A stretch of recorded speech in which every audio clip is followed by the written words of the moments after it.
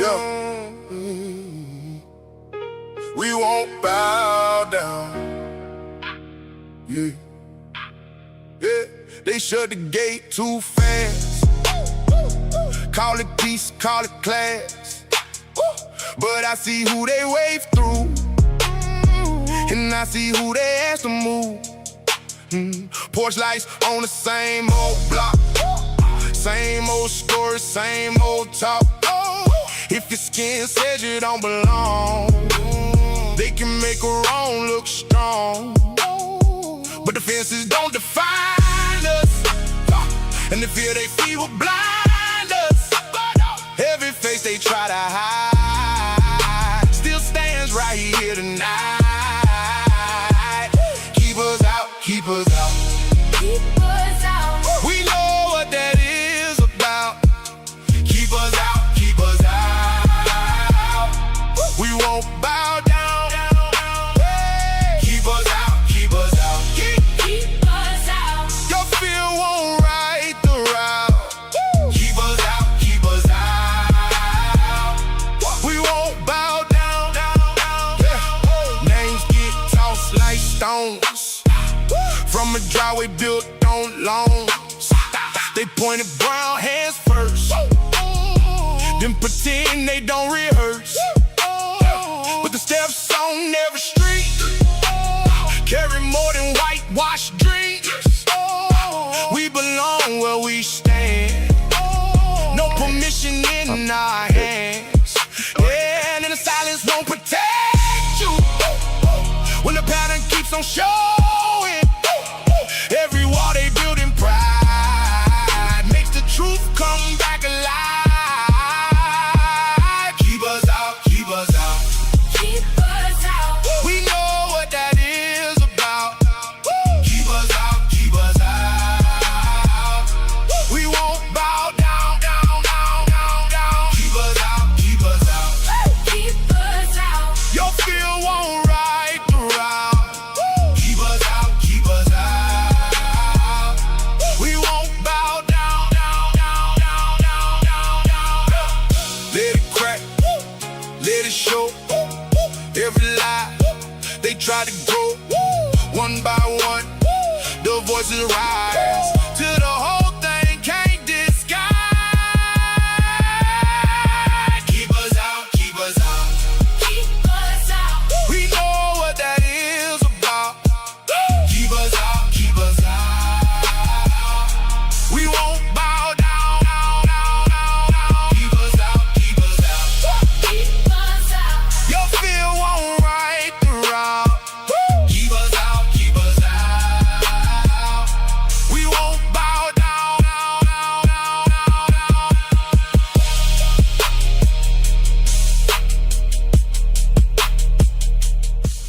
What it do, guys? It's your boy, the Juice. And as you all know, my name is Troy Bradshaw, but I go by the Juice. Good to see you guys all. Big welcomes for those of you guys just chiming in. A lot of people were talking about yesterday that I should cover, they were asking and requesting that I cover the Nolan Wells case. So I figure, you know what? Let's cover it. Let's talk about the Nolan Wells case. It's a national case. It seems like it's pretty big. I think JLR, I think I saw him covering it earlier today, or I think it might have been yesterday. Very interesting case, and boy, do I got an interesting video to play for you guys tonight surrounding this case. For those of you guys that are not familiar with the case, I'll share a couple details here. We're going to talk a little bit about Nancy, of course, tonight too. I wanted to bring just a little bit of the timeline, really just mainly revolving around the theory of the garage door opening and closing when it comes to Nancy. We know there hasn't been really too many crazy updates with the Guthrie case, so we'll continue covering that. But tonight I want to cover some Nolan Wells before we get to Nancy Guthrie. If you're not familiar with the Nolan Wells case, it's an 18-year-old boy that went to Mississippi College, played football. He's a football player. He vanished July 4th, 2026, during a boat trip to Horn Island with friends. His friends left the island without him, and he was reported missing that night. And then his body was found 2 days later. And you guys know the case is still active. And his family is demanding transparency. And not only that, they've been pretty transparent themselves, but they are looking forward to an autopsy, and I think that's really been really big for this case. And the most talked about thing as of today is that autopsy, and I think people are really waiting for that once it comes back. And I got an interesting video to play for you guys with that autopsy, and maybe you guys have seen it already, but it's a rather interesting one. But they want answers. They want answers, and that autopsy might just give them answers. They usually do, of course. So July 3rd was his final day. Supposedly Nolan graduated from Springs High School. He's a high school graduate, and the position he plays in football is a receiver. So this guy's a wide receiver. Seems like he's got some real good height on him. So I'm only assuming he's good. They like height when it comes to wide receivers. I know it because I was asked all the time. Growing up, I was a basketball player, and I would never play football because I was too afraid of being, getting hurt. But he was a, wide receiver for Southwest Mississippi Community College. And on July 3rd, he spent that evening, which was the last time he was alive, with his family. Reports say that he cooked salmon for dinner, whatever that is. I don't eat that stuff, so I know what it is, but I don't eat that. He hugged his mother, and then he left to stay with friends before the holiday.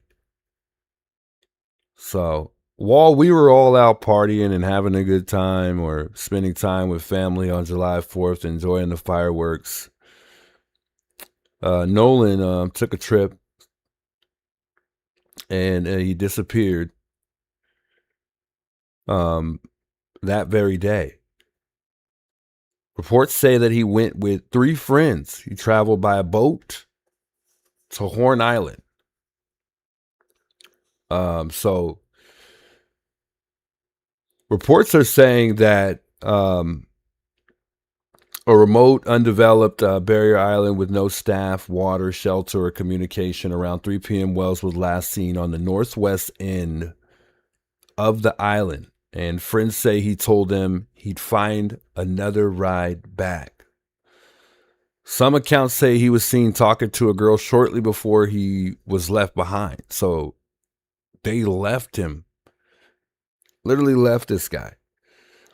His friends returned to the mainland without him, and reports say this was around 11 p.m. One friend called the family. His mother reported him missing close to about midnight. So within about an hour, he was reported missing. July 5th is when the search began. The mother posted him online, begging for help. The search teams were out. Jackson County Sheriff Department was out. U.S. Coast Guards were out. Mississippi Deputy Marine Resources were out. United Cajun Navy was out there. This is exactly how a lot of this stuff should have went for Nancy. Man, all these, it's amazing when you cover these other cases, and I'm not even going to compare it, but just to bring it up real quick, it's amazing when you see all these other cases, how everything should go. That just didn't go that way for Nancy. But the National Park Services were out there. Due to weather, it seems like, according to reports, the searches were cut short. So they ended up resuming the search the next morning, and they used helicopters. July 6th came, and then the body was found. This was around 8:40 a.m. A National Park Service ranger found a body on the northwest tip of Horn Island. Sheriff John Ledbetter, I believe, intentionally said no foul play was suspected. The coroner confirmed the body matched Wells' description, and that was pretty much all that was reported on July 6th. July 7th, the identification and legal action dental records confirmed the body was Wells. The family hired civil rights attorney Ben Crump, who announced an independent investigation, an independent autopsy in Washington, D.C., and then a demand for transparency and urgency. July 8th and 10th, or in between that, this is when, the public scrutiny started to happen. So the mother said his phone was recovered, but contained no photos or videos from the trip. And she stated that that was very unusual for Wells. So whoever got a hold of his phone before it made it back to his parents deleted some stuff, which is quite odd. And I think that's raising a lot of the public's attention. After watching a video and looking at the parents, they look like some really, really good parents. It's good to see, that he has a very strong mother who still can get up there on a podium and smile, without being too emotional, and she just seems like a very strong woman. Looking at his parents, and so does his father. They got a very, very good lawyer, which is, of course, Ben Crump. We know he covers a lot of big cases, Trayvon Martin being one of them. A lot of people are starting to say that there's a little bit of race that may be involved in this, because, he went out with several friends, 3 friends, and they're all white. None of them are black, which I'm not going to say that because I don't really know all the details at this point. One of the things that I thought of that came to my mind was maybe they were horsing around and somebody did something really dumb, maybe pushed them out in there, and something just happened, something went wrong, and whoever did whatever they did, they're trying to cover it up. I don't know why. I just don't see somebody just taking him out there and murdering him. But the question is, was he murdered? Was he murdered? Or, was this death accidental? But, if you get your son's phone back and then it turns out the phone is wiped, that's going to raise a lot of questions for me. And I'm not going to lie. The first thing I'm going to assume is, well, I think something happened really bad here, and I don't think it was a mistake.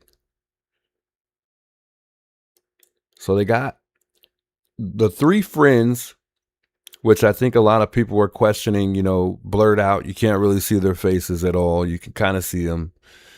This is the clearest picture I found, because the other one actually that I found was a lot more blurrier as far as, the 3 friends that are blurred out. So you could kind of see their faces, but not really. And I'm guessing they're blurred out, well, because they're probably being investigated, of course. I mean, they're the last, people to be with Nolan Wells.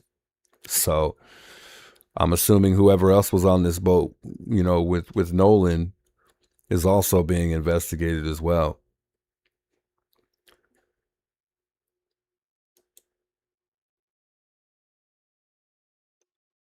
So as of the current status right now, the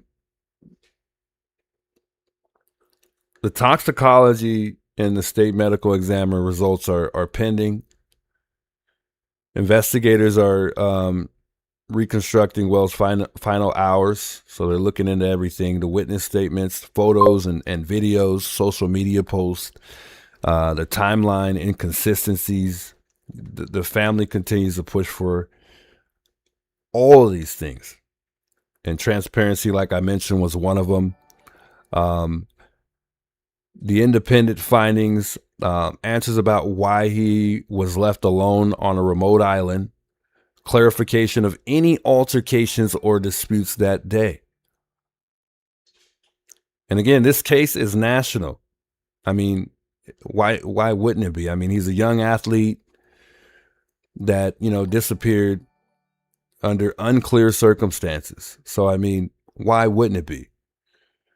And you know, his friends left him behind. I mean, that's crazy. I couldn't do it. I couldn't leave my best friend behind. I couldn't leave any of my friends behind. He didn't even have to be my best friend. I would not leave them behind. And not only that, looking forward to what you could possibly be in trouble for, I couldn't imagine. I could not imagine. I mean, he's missing stuff in his phone. You know, there's delayed clarity from officials as well. So they probably know more than, you know, they're giving us. And we all know that that's how a lot of these investigations go. There's conflicting accounts about his last interactions. So, I mean, this is an interesting one. This is a very interesting one. A lot of them, there's a lot of media coverage on this thing.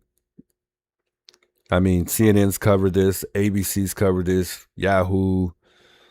I mean, there's a lot. NPR affiliates, I mean, multiple regional stations have all published details and reports on this specific case.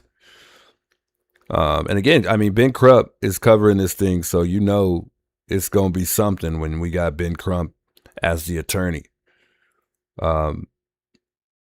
And when he gets involved, I think typically it evaluates the case to national, you know, I mean, it's like national visibility when he's on a case at all times. I mean, what cases does he not cover that aren't really national? But the public interest is insane. And the story, you know, being discussed in context of racial dynamics is kind of scary. It's kind of crazy. I hope not, though. I hope we're not, you know, going down that road. But it seemed like, you know, he was surrounded by a lot of white friends. It seems like he had multiple white friends. I mean, everybody that he seemed to, you know, go on this trip with was white.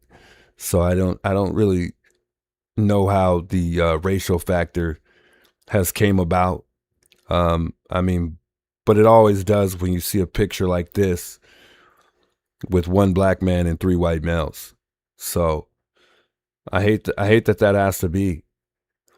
Brian Allen donated $100,000. That's probably the largest donation, and it's irrelevant. But I mean, these guys have, you know, they've gotten a lot of help and from the public. Lil Rel, which is a comedian, you know, he's a confirmed donor. Deuce Knight, he's in a Auburn football quarterback, is a confirmed donor as well. Tyler Perry is covering all the funeral costs. And then you got Colin Kaepernick paying for the independent autopsy. And then Rev Al Sharpton, which is, you know, he's always in the mix when it comes to African Americans. He's officiating the actual funeral. So we got an interesting one here. This is an interesting case for sure. But again, I just really hope this is not going to turn into one of those racial things. It's going to be, you know, that's kind of sad if that's where it's going to go. I want to play this video for you guys real quick. And it's just from CBS. It's just a slight headline from them. But after that, I got a very interesting video about that autopsy. I think it looked like it might have been a mother and a daughter who was stating something about the autopsy. So I'll play that in a second. But I just wanted to share this video with you guys, with the mother and the father. It seems like they've sat down with CBS a couple times from what I saw. And then they spoke out with the sheriff department. It looked like they held a conference. So they have been talking to the public. And I saw that Ben Crump made it clear that they are, you know, looking and digging for any little bit of information that they could find. Not only that, they've reposted a lot of things, and he wanted to make it clear that just because they repost something, that doesn't mean that they agree with everything, or they're, you know, pretty much solidifying what's actually going on based on the specific post. You know, I think mainly they're just reposting things to kind of get the message out there. But real quick, let's play this video real quick Earlier here. today, the family of Nolan Wells met with the district attorney, who confirmed the investigation will eventually be turned over to a grand jury. They're still wondering what happened to the 18-year-old on the July 4th weekend. Let's bring in Anna Schechter, who runs our crime unit. She's joining us right now. Anna, so what are we learning about those new details in this case? What can you tell us? Well, we actually have obtained new movement records, GPS data. Our Jared Eggleston and Skylar Henry down in Mississippi obtained this from a Mississippi entity, and it actually shows exactly where the boat left from when it arrived at Horn Island. You're seeing, as that scrolls down on your screen there, you're seeing that July 4th, that tracking movement, the vessel reaching Horn Island around 11:14 a.m. And then we also see when the boat left. Now, as we've been reporting, Nolan Wells was not on that boat, although his keys and phone were. And so we see the boat then go and actually dock at a different location, then drive overland to the home of the owners of the boat. So this is new information that is all being reviewed by investigators, who are still trying to figure out exactly what happened to Nolan Wells, Mugo. Yeah, his parents have a lot of questions there. What? Go back.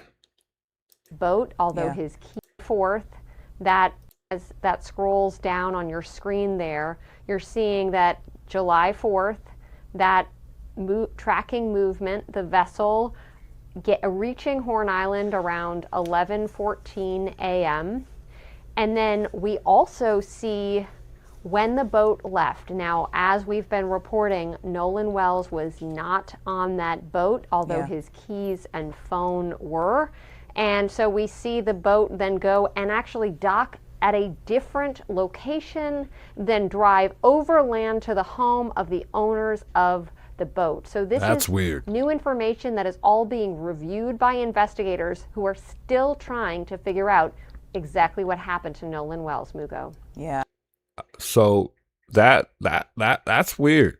That's really, really odd. I mean, why they went home and then rerouted somewhere else, which I don't really know exactly, you know, I don't really understand exactly where they were headed. But I mean, that's a little suspicious. And I'm assuming the owner of this boat is obviously, without question, being investigated as well. Did they state where they found? I don't even think they stated in this, you know, where they found the body. I don't know if that's been pushed out yet. If you guys know, let me know in the chat if they said where his body was actually found.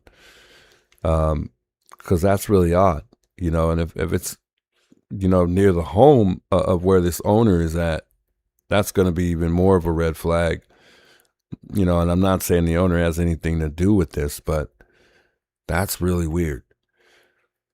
And maybe, you know, one of these kids did something they shouldn't have did, but I mean, these are his friends. I mean, I would only assume these kids wouldn't do anything like that to their friend. But maybe it's one of those situations where somebody made a mistake, and the owner of the boat, whoever's driving these kids around, felt bad and tried to cover up the situation. I don't know. We don't know yet.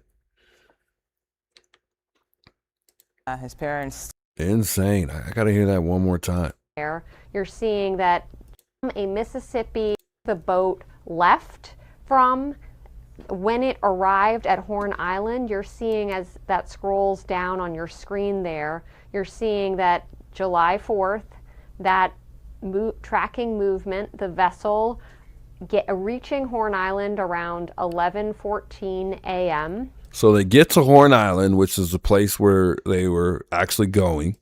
And then we also see when the boat left. Now, as we've been reporting, Nolan Wells was not on that boat, although his keys and phone were.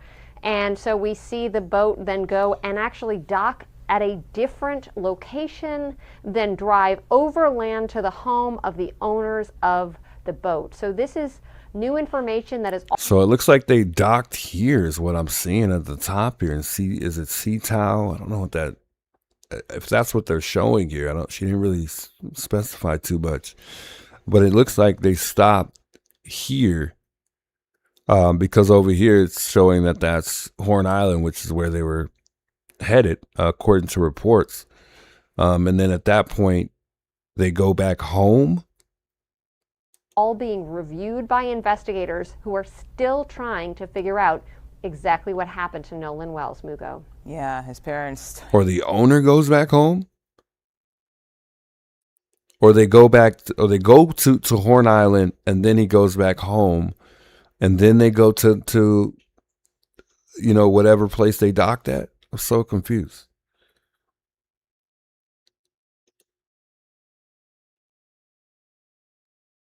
I wish he would have been more clear from on the details of the map. At Horn Island, you're seeing on the details of the map that they were, you know, showing here.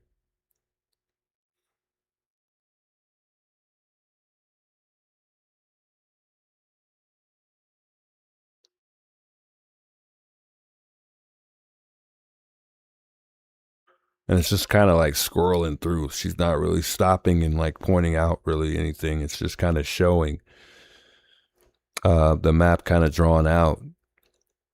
But it looks like at some point they go to this Sea Towel place or Ceto place, whatever the heck that place is.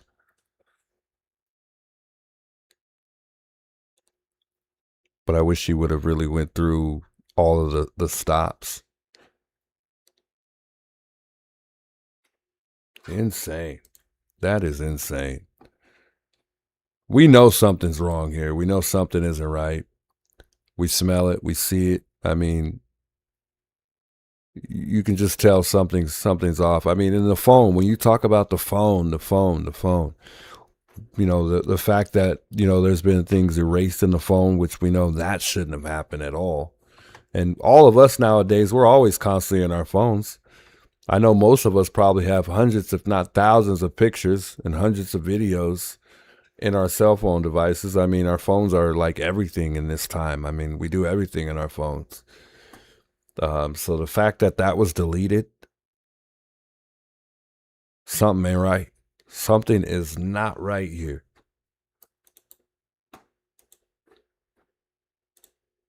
So this is the family here. They held a press conference. And this is the family along with the attorney there, Benjamin Crump. Good morning. I'm Attorney Ben Crump, along with Attorney Lisa Park, Attorney Eric Harris. So it looks like there's several or a couple other attorneys there. I don't know who these other attorneys are, but I know that, you know, obviously Ben is primary.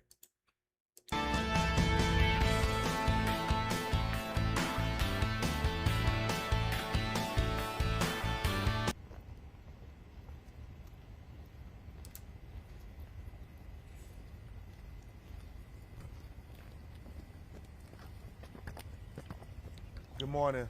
I'm Attorney Ben Crump, along with Attorney Lisa Park, Attorney Eric Harris, Justin Preston, and Cliff Jones. We have the honor of representing the family of Nolan Wells. We have present with us his mother and father, Christine and Elmore. We've just had an opportunity to meet with District Attorney Angel McElgrath and some members of her team. We had a very respectful meeting. The thing I assume some of you may know, the thing to announce, she shared with the family that there will be a grand jury that she will turn this case over to once they have collected all the information and finished their investigation. Wow. We also agreed that we will have a mutual inspection of the cell phone with our experts and their experts. Attorney Eric Hertz is helping lead the investigation team with former law enforcement experts who are going to help us with the cell phone download. So everybody will be able to see at the same time what the cell phone has. We also talked about trying to make sure we dot every I and cross every T. I know that we're getting about 50 calls a day to 100 calls a day from people who were there on Horn Island, people who are familiar with individuals that were there on Horn Island. And so we continue to be steadfast in trying to get to the truth of why Nolan Wells is dead. At this time, we'll have Attorney Hertz say a few words, and then Christine and Elmore will just talk about the homegoing services and celebration for Nolan, and then we'll take a few of your questions. Attorney Eric Hertz. Thank you. Right now, there's a lot of unanswered questions. We appreciate the district attorney meeting with us, but because of certain types of confidentiality that even the victims are not allowed to know, we did not get all the answers we want. We have an independent investigation going on that involves former law enforcement, federal agents that are going to be looking into all the different information we got. The calls are coming in and we're getting a lot of information. Some of the people that I spoke to are not talking with the law enforcement here. We're going to be trying to get them to cooperate with each other because we want to make sure the narrative, which has been put out that is false, is going to be corrected. So at this point, we just ask everybody to keep calling in if you have any information and let us. I think we're lagging a bit here. Give me a second, guys. So according to sources, I mean, it seems like, I mean, there's some false narratives being put out there and they want it to be corrected. So I think he's obviously addressing that right now, but it seems like there's some people that know some information and they're not trying to reach out to law enforcement. Wonder who that might be. Are we back clear, guys? By the way, shouts to Domsey for the gifted memberships. Thank you for all your love and support, Domsey. God bless you, Domsey. I don't know if we're clear. I don't know if I think we lagged out. Stupid internet, man. I'm about to use my hotspot. I think I lost everybody.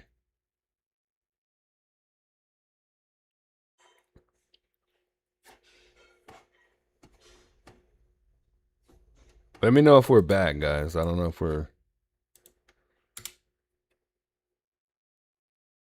back in action at all.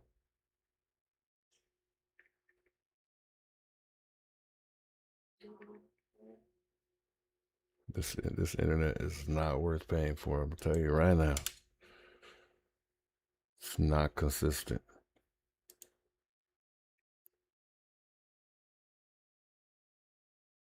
This is happening every night. Let me know if we're back, guys.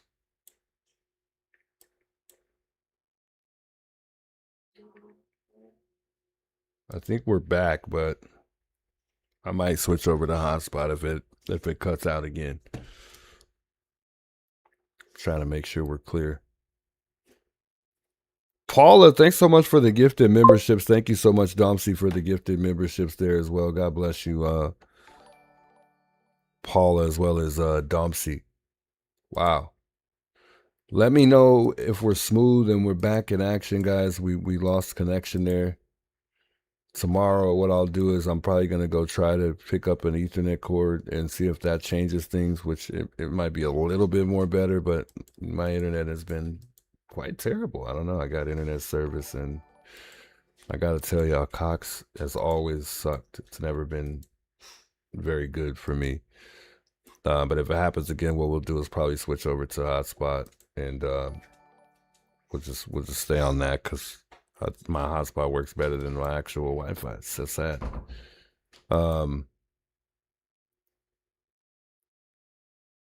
Let me backtrack just a bit here, No. because I don't know where we cut out. If you are officially a member of the channel, don't forget to thank Domsey as well as Paula there. Thank you guys so much. Welcome to the family. Welcome to the team. Those of you guys that are officially members of the channel. You guys never lost me? You had to have, because we were buffering. All right, we'll continue here, guys. Sorry the volume's low. It's like these guys ain't speaking up or something. I don't know. The volume's kind of low for me on my end. Here, we're going to be trying to get them to cooperate with each other, because we want to make sure the narrative, which has been put out that is false, is going to be corrected.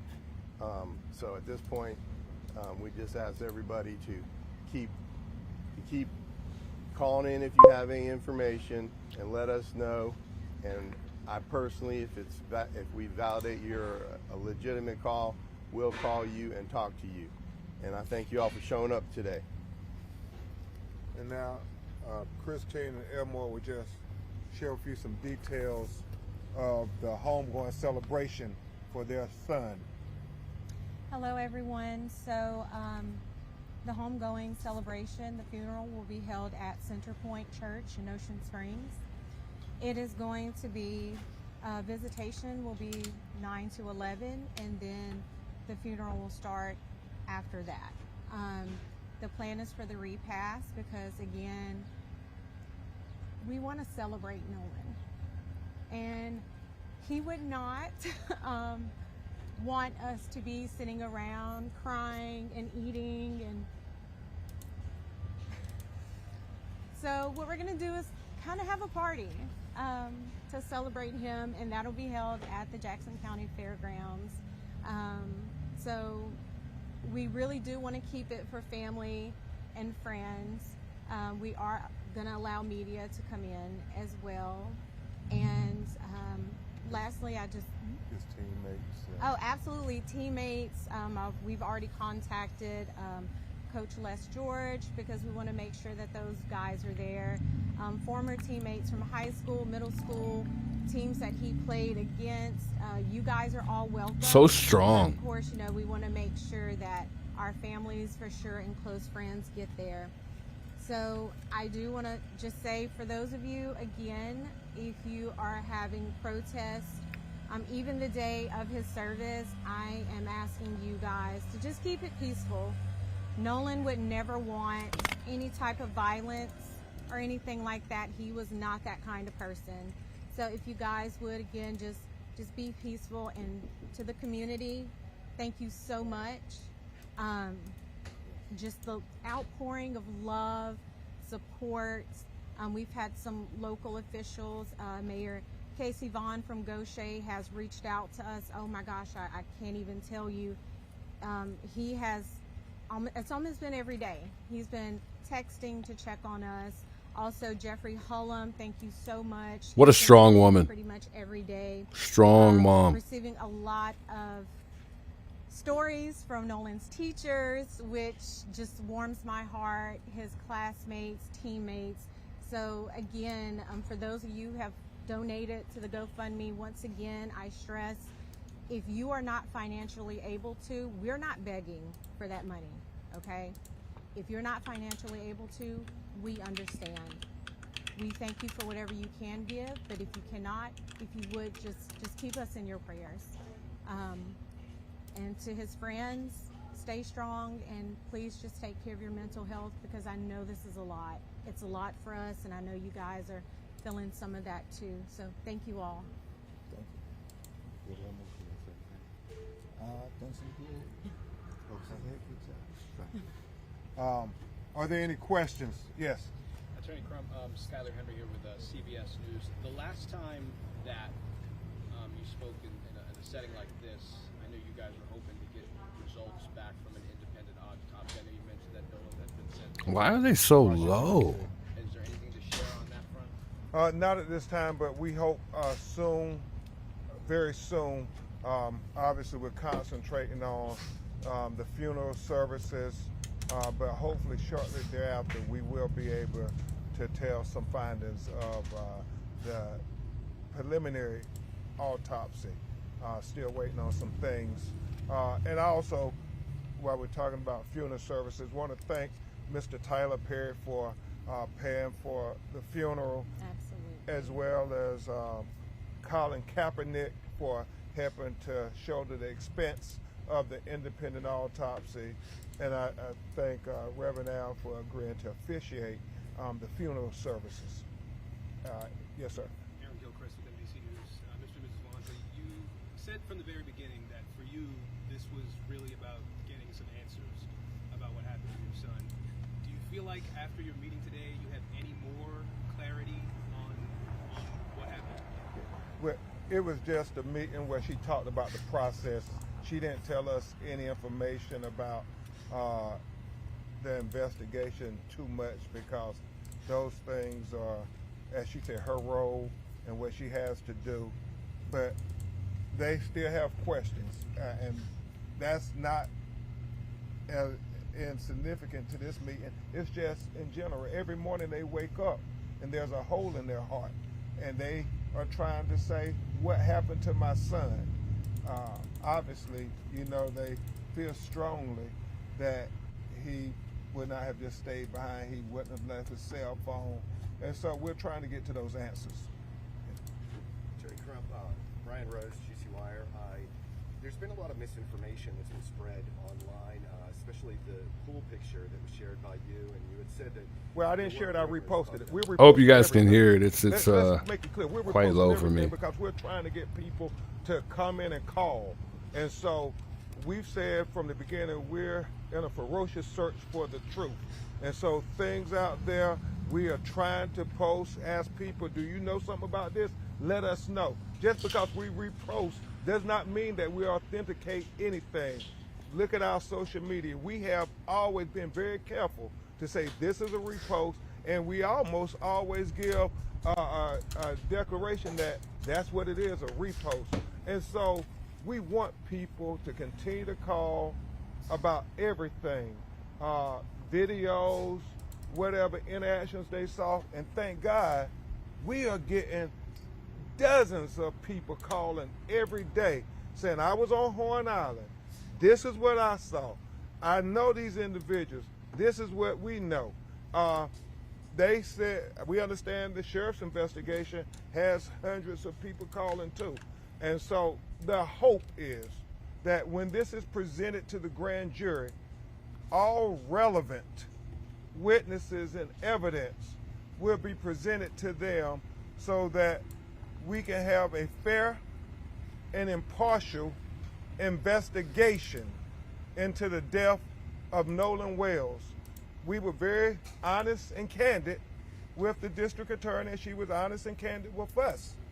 Our lived experiences tell us that we must question everything, everybody's role, law enforcement role. That is the lived experience of us as black people in America. And we will be not honoring the ancestors' sacrifices for us if we did not be honest every chance we got when we talk to power. Yes, sir. I mentioned the false narrative out there. Well, I've seen quite a few of those, so I was wondering if you could tell us which false narrative you're talking about so we can... So right now he's going to just address the false narrative. I don't know if you guys can hear it, but just to let you know where they're at right now so that we're following here. There's a lot of narratives out there right now. I'm not going to comment on any particular one, but whenever a case this big gets in the news, people try for whatever motivations, law enforcement or whoever, people that call in, try to set up a narrative so that people will follow the narrative. Our job is to cut through all the noise and find the truth. And the truth needs to be found by unbiased investigation, as well as unbiased lawyers and all the people that are out here, all you investigatory journalists and everyone else. We just ask that you keep an open mind until we get to the truth. And one of the things I will say, we are trying desperately to figure it out. And we don't profess to have all the answers, but boy, we're trying. And so when people call and tell us this is this person, and then we get somebody saying that, no, this isn't that person, we're trying to balance it all. So we want to even be more careful ourselves to make certain that we're trying to get people to come forward. And there are a lot of people who have different perspectives. We're getting that just from the phone calls, that people who were there at the same time are saying different things. But we're going to get there. We're going to get to the truth. So first, I yes. just want to say my deepest condolences to you, Christine and Elmore. My heart hurts. I'm Brady McGill, WLOX here at home. But I want to go on and ask you, Attorney Ben Crump, you say that you were talking about the process in there with the DA. Were any affidavits or possible prosecutions or criminal actions presented to her to be signed eventually, or do you know anything Yeah, right now? and as she said, her role is confidential at this point, but so she can maintain her prosecutorial independence. Obviously, I stressed to her very strenuously to say, we want you to zealously, you and the Sheriff's Department, to zealously investigate this matter, and Christine and Elmore share their life experiences too. We know through our lived experiences, our life experiences, and she said that's not how our office operates, but we know in America, in the South, certain people are investigated differently. And we shared that with her.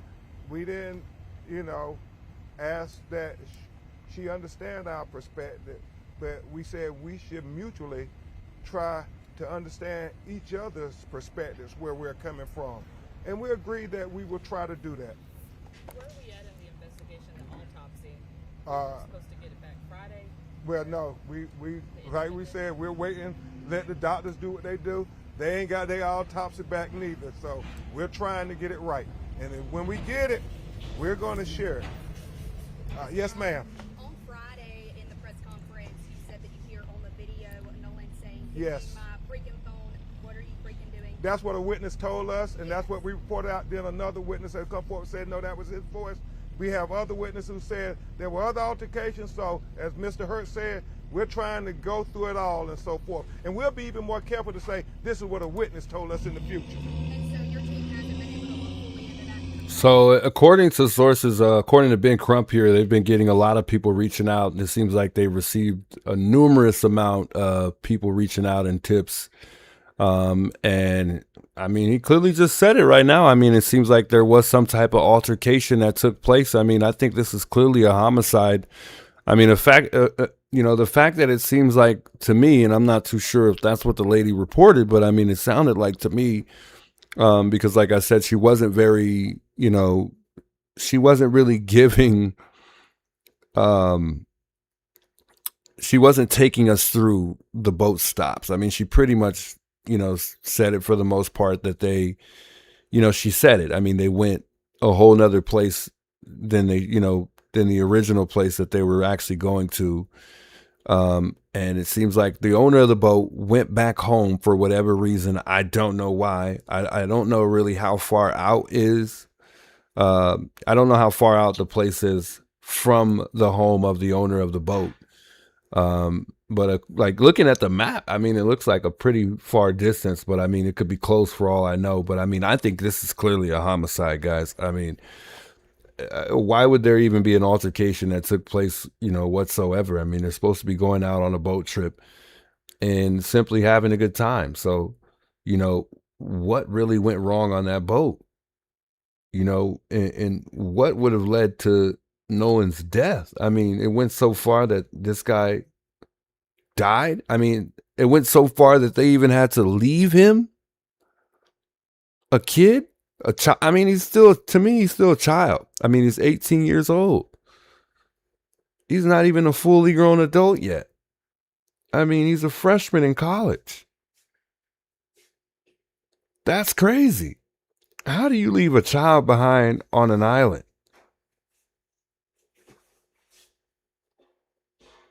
And how long did they wait?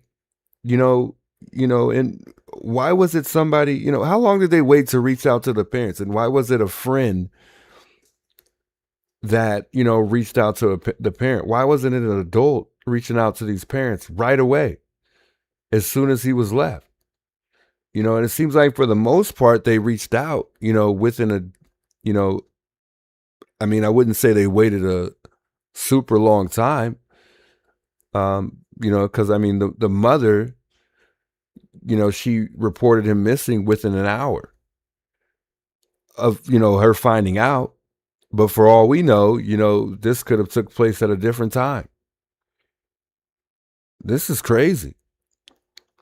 I'd be losing my mind right now. I mean, just to see how calm they are in this, this interview. They're not really demanding anything. They're demanding it, but very politely and respectfully. But, let me lose one of my children. I don't think I'm playing this nice. I mean, but what can you do? I mean, he's already gone. The best thing to do is to remain patient and wait for the results to come back. I mean, it still hasn't, the fact that it's a homicide, it hasn't been determined yet. But when that autopsy come back, all hell's probably going to break loose. My goodness. No, we have audio people doing it, but we know certain people said it was him, and then certain people said it was not him. Are you worried about the death threats and the violent kind of atmosphere on social media and how these fake videos and photos can play into Oh my God, I saw a fake video. So I guess there's been fake videos going around and death threats? Wow. We don't want anybody's life to be in harm's way just because we're trying to get to the truth of what happened to Christine and Elmore's son. We saw fake videos about AI-generated videos of Christine, and it's just god-awful as they're grieving and trying to fight for the truth that they are also having to deal with these fake videos attacking them as they are just trying to literally bury their son next week. But we want everybody to say that we can go through this journey together for the truth.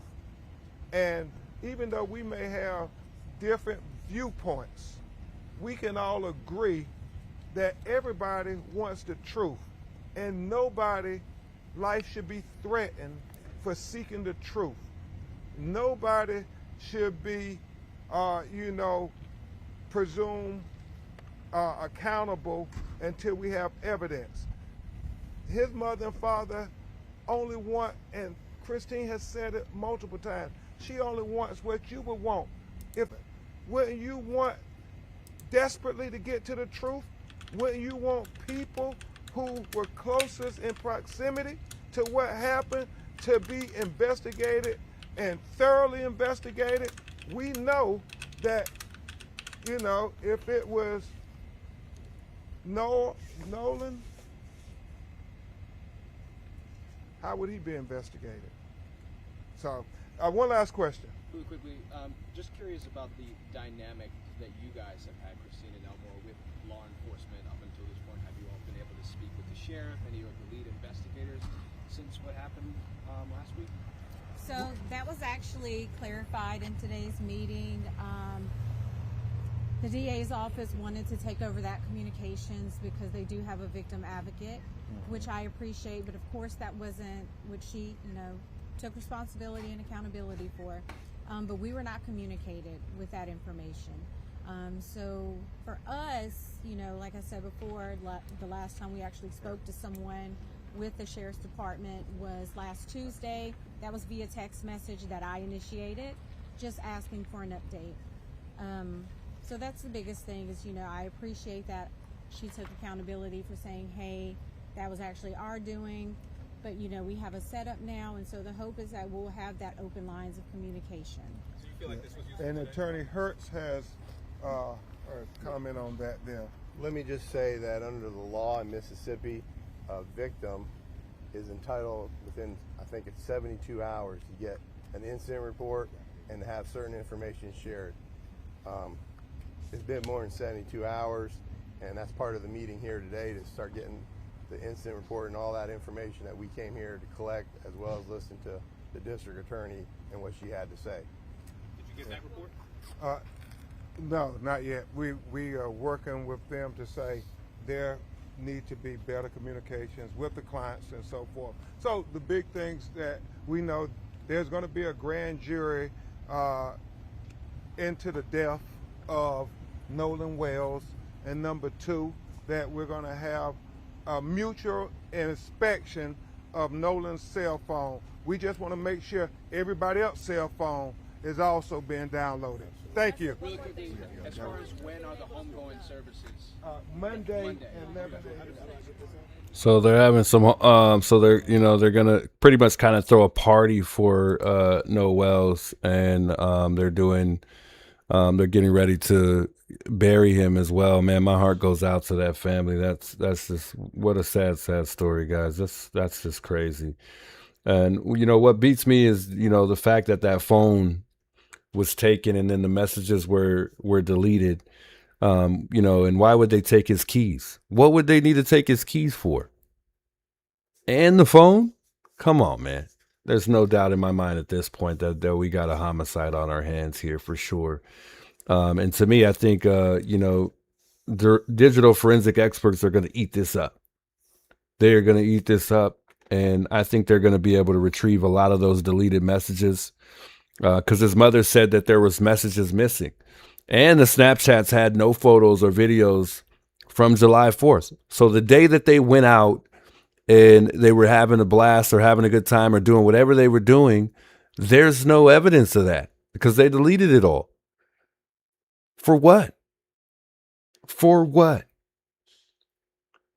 And you know, the mother said that that's extremely unusual for her son. So obviously she knows that her son is someone who loves to take pictures, who likes to take pictures, who takes pictures often. That's weird. That is really odd. You know, reports did state that that's, you know, one of the things that, you know, triggered the, you know, demands for, you know, the forensic side of things, you know, the forensic evidence. So, I mean, you know, they're going to inspect and do the necessary work that it takes to be able to retrieve probably a lot of what was deleted. So, you know, I have no doubt in, you know, the FBI or just forensic teams in general to get, you know, whatever was deleted the day of and even after or leading up to it, you know. So that's just crazy to me. You got to be an idiot to even go in the phone and touch anything. But obviously whoever's responsible for this, because it seems like somebody is, it's only a matter of time, you know, they're going to figure it out. And I think someone's, you know, pooping their pants right now, you know, scared. I mean, because somebody better start talking. Somebody better start talking. People are already talking. But I'm talking about specifically the person who probably has something to do with this. Not probably, they do. And whoever left this poor child at an island, to me, if you ask me, is responsible for whatever happens to this child. I mean, he's a child. He's 18 years old. So what? I mean, you know, say he's an adult all you want, but this is a child. This is a child. He's only 18. That's crazy. How do you leave him at an island? Insane. That's bothering. By the way, the phone location history didn't match Snapchat's location. His mother is one of the apps I use, and I encourage you guys to use it as well. We use this with our kids and we use this with each other, is Life 360. And that showed one thing, while Snapchat showed another, adding to the suspicion. And that was an inconsistency in this, in this case here. And obviously that's part of the forensic review. And that's what's happening. And we already know, as he said, this is going to a grand jury. And, the DA has committed to presenting the entire case, including the phone data, to a grand jury. And then it states that the investigation, is complete. And it's standard for suspicious or unnatural deaths, in Mississippi. So this is big. This is big. And, this is, there's no doubt in my mind that they got something already bottled up and ready to go. I feel like they've pretty much got all of the evidence that they need for the most part. Just besides that autopsy, it looks like that might be just the final piece in this case. And who knows, somebody that is responsible for this may have already reached out. They may have already reached out. I got an interesting video to play for you guys here. And it's by a gentleman by the name of Adonis Live. I don't know if you guys have heard of this specific person here. But he sat down and interviewed two women. And here's what they had to say here. Check this out. So happens to be black. That's one of the things. Like, there's a whole bunch of Caucasian community here. We haven't seen not one particular person jump out and put themselves into the camera and say, "Yeah, this is what happened and this is their perspective." It's all been black people trying to reconfirm us, reassure us, and that's an alarming situation. I don't understand why there's only black people when it's a black particular talking topic. It's always black people that come to speak to the representatives of everything. That's alarming to me. That's for me personally. That's a red flag. But I don't know. I'm just still trying to figure it out. All right, so we want to talk about Nolan Wells today. So today, we actually know someone that works transporting by. So actually, he didn't interview them. This looks like this was posted on TikTok, and he's watching this. I don't know if he interviewed them, but it looks like this was posted. His human remains and things like that.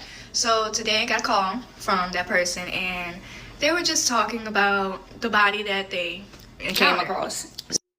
Ooh, that paper says Wells. I'm not sure if this is confirmed to be true or not, but this is alarming. So strap in, pay attention, trigger warning. Here we go. This was Nolan Wells. So before knowing all that, he said that the body was mistreated. Yeah. It looked abused. It looked like he was tortured. Looked as if he was burnt, maybe. Where? Face, body, said he was burnt. And not only that, his body was... Now, guys, don't quote me on this. I don't know if this is true or not. Again, remember the attorney did say there's a lot of false narratives that are going around out there, and they haven't even got the autopsy back yet. So these people could be making this up for all I know. But I thought it was interesting. Mistreated when they transported him. So as they were transporting him, he was actually face down. So everyone knows when you're transporting a body, when only a couple of people work that job, they all know you don't transport the body face down. That's kind of very disrespectful. So you always have them face up. Well, specifically his body whatever reason was face down. And me personally, I took that as disrespect. Yeah. My heart goes out to the family. Yes, definitely. Because all we know is what they put out on the internet. But today, we actually found out a lot about his autopsy without even reading the autopsy. Yeah. It's heartbreaking. I'm so sorry that family have to go through this. Really just... I want to give our condolences to the family. As a mom, or moms, grandmothers, dads, family, period. We give the most prayers to you, and we stand behind you because we know right what really happened. Right. So, and at the end of the day, whatever lies those families have covered up or whatever lies they're trying to cover, we're sorry. Yeah. And we're here for you. And we just want you to know that what was seen today was unacceptable. It's unacceptable. And that's why we want to inform what's going on during the transport. Like this that. Isn't something you can be quiet on At all. when you've seen something so heartbreaking as a child, go through something traumatic. Traumatic, yes. It hurts to know that was done to him in the ways that we can't even express. Right. And as a person, you should have some type of humanity. Right. And I felt like those people who was transporting him did not have humanity in no way, shape, or form. Because if I can feel the way I feel about the situation, just listening to what happened, you also can listen to what happened to this child. Right. Because at the end of the day, that is a child that you did that to. Right. So this child needs justice. Justice. Because Justice we're not going to sleep until he gets it. At all. And I heard the feds are in Mississippi right now. So justice for Nolan Wells. No matter what. Our heart goes out to his mom, his family, everybody. And just know, families, we're coming for you. Is wild. Traumatic information that's provided from an unconfirmed source at this moment in time. So they say, allegedly, his body was not handled correctly during the transportation. And these women allege that he looked tortured in some way.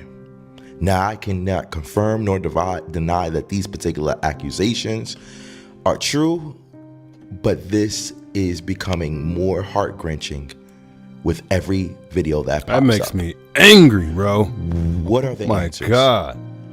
Will we ever get answers from this particular situation? Will anyone step up to find the truth? Will we find the truth? Will the federal FBI step in and actually grab this actual situation and put not only Mississippi, but the community there on notice? I don't know. From my particular perspective, this is a wild situation to be looking at, and it's so wild that first time I saw it, I made a video on it. I never expected to get to this particular point where it just gets thicker and thicker and thicker, and now I'm starting to notice that news people are starting to hop up on it, TV people are starting to hop up on it, and for my particular situation, I'm just wondering, like, yo, do y'all actually care about what's going on? Can this actually be a change for what's actually going on? How can we proceed? What should we do moving forward throughout this particular process?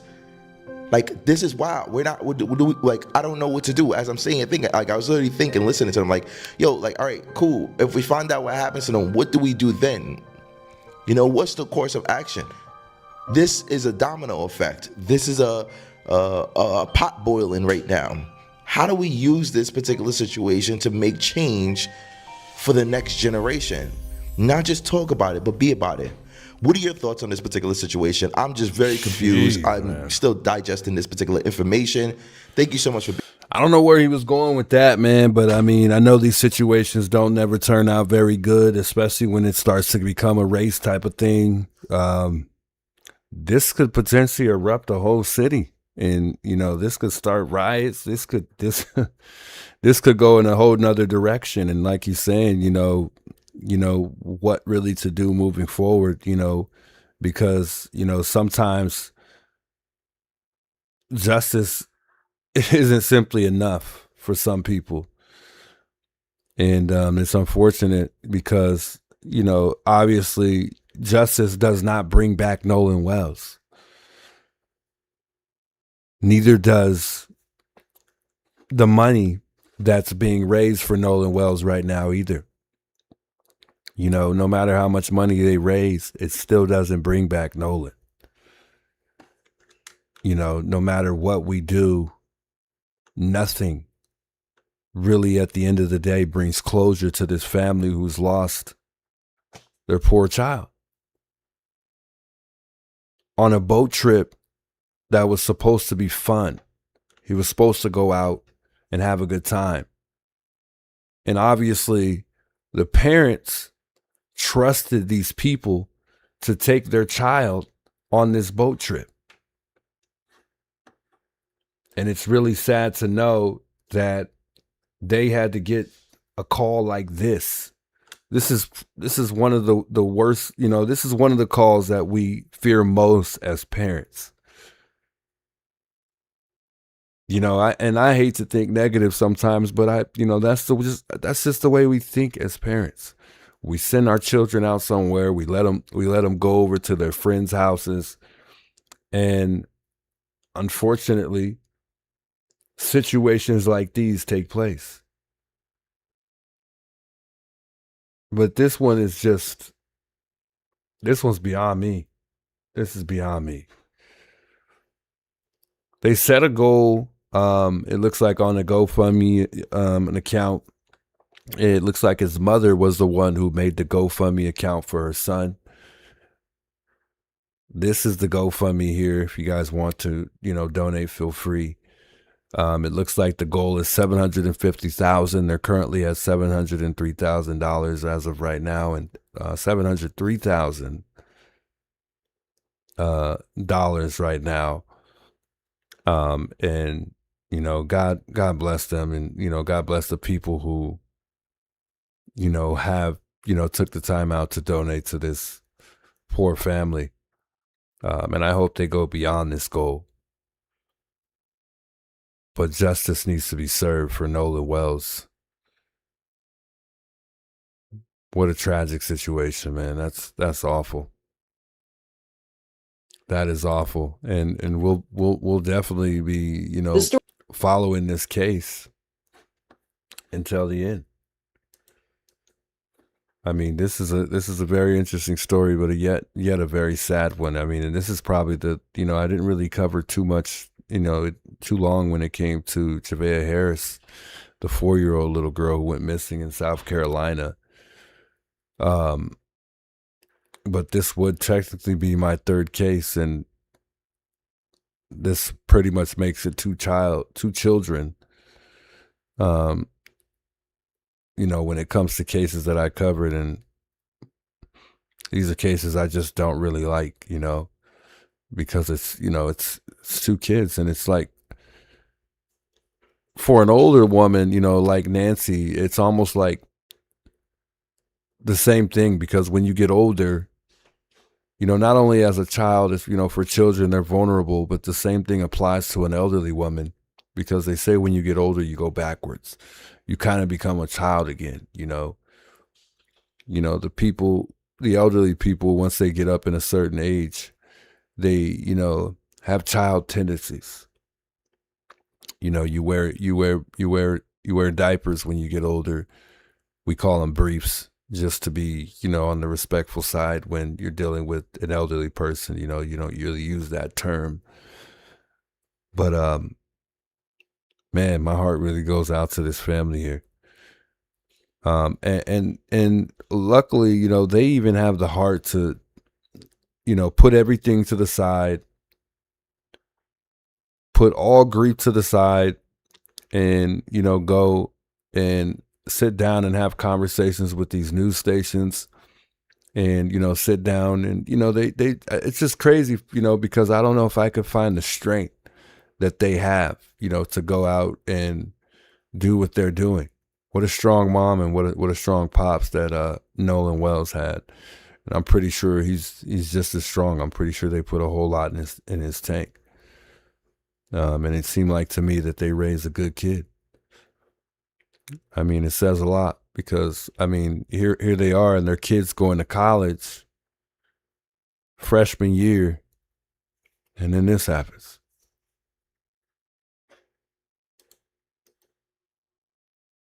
It's crazy. It makes no sense. How do you even do that to a child?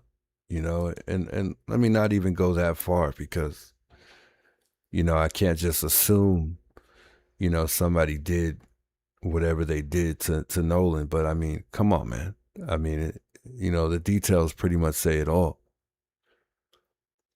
Big welcomes, those of you guys tuning in, by the way. Vodka, welcome. Savage, good seeing you in the chat. Wayne, big welcomes. Good seeing you guys all here, chiming in here. Tina Marie, big welcomes. I didn't get a chance to say hello to those of y'all in the chat. Domsey says, what if it was accidental and stupid teenagers panic? Nobody will believe it. It's a possibility. That's why I don't want to get too ahead of myself here. But what was just explained with those girls that we just watched just a second ago, apparently they must have been there because they said that they saw, you know, this guy, you know, get in, you know, they saw the ambulance or whoever it was that took his body, you know, or removed his body from the scene.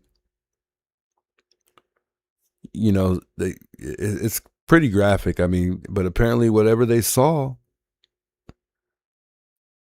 they stated that they saw the autopsy before the actual autopsy for the most part.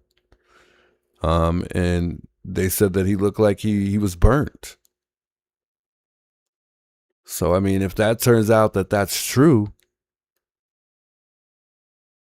make no mistake, but there's no mistake here. You know what I mean? There's no mistake here. But we don't know yet until that autopsy comes back. And they weren't able to even say, you know, how long it would be before we get that autopsy either. Very heartbreaking, guys. So sad. Innocent, big welcomes, by the way. I just wanted to say hello to a few others in the chat. Shouts to all the mods chiming in here. Adrian, good to see you in the chat as well. June, good seeing you. Welcome back, June. Good seeing you guys all chiming in here tonight. Brianna says burnt is a new allegation surfacing. Wow. Somebody said that there was a timeline. I think that might have been Adrian that was trying to tell me that there was a timeline that was going around. I've yet to really see any timelines, but I think maybe I could look it up and see what we get when it comes to that timeline. But that's insane. I am literally lost for words right now. Lost in the sauce.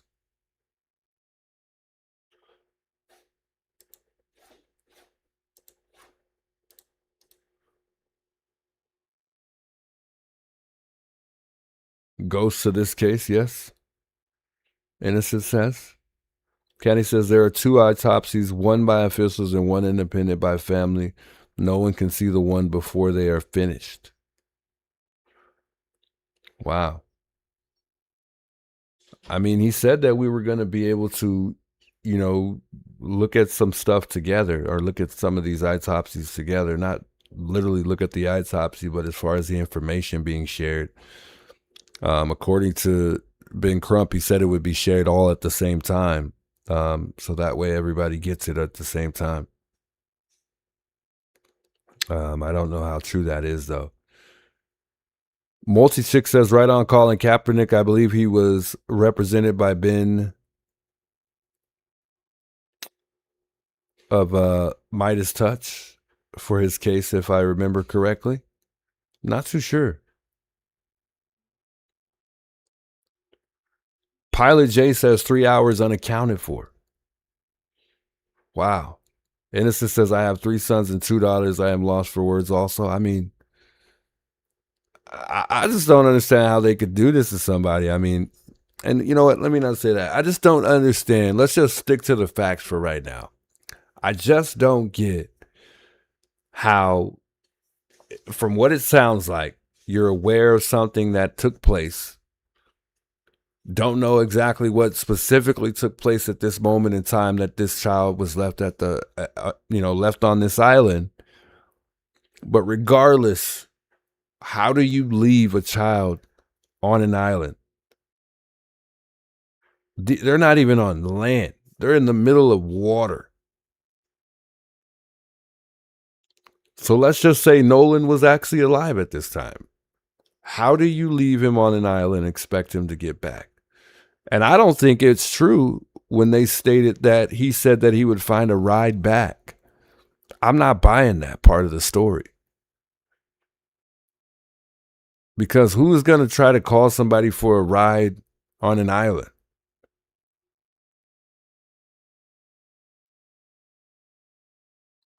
You know, that just doesn't add up to me.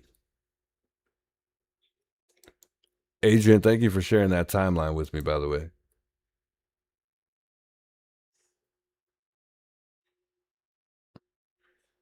See if it shows a timeline on here somewhere. And you know, it's crazy. I haven't even read the report.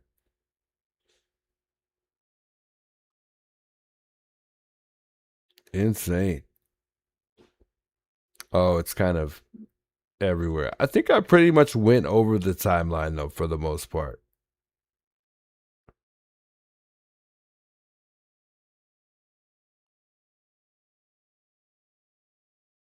I think this is just a little bit more details. I think I pretty much summed up the timeline for the most part.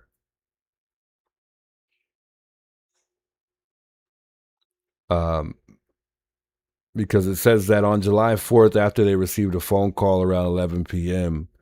From one of his friends, what followed was an intense search effort that would soon end tragically.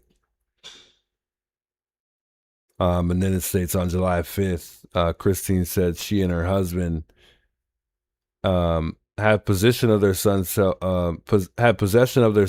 phone, and they traveled to the island to search for him.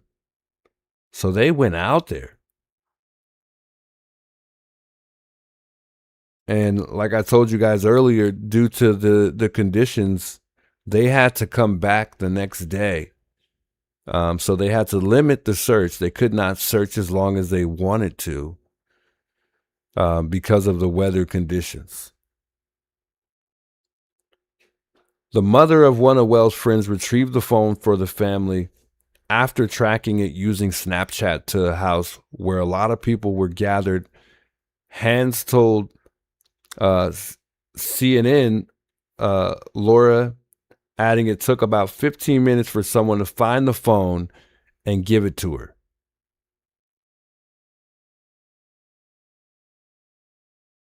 Wensley says Wensley said when she went through her son's phone, it struck her as too clean because there was no photos, no pictures in Snapchat from the day he was on the island. And we pretty much have, read through all of this for the most part. The worried mother posted photos she was given of Wells on the night of July 5th, which she said were taken during the July 4th boat trip. The teen had the teen at 6'1" smiles for the camera in blue swim trunks and sunglasses.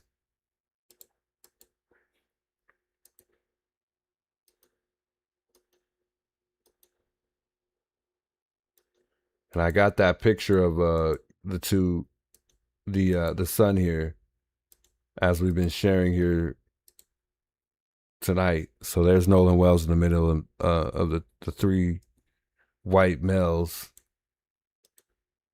with the blue swim trunks on and the sunglasses.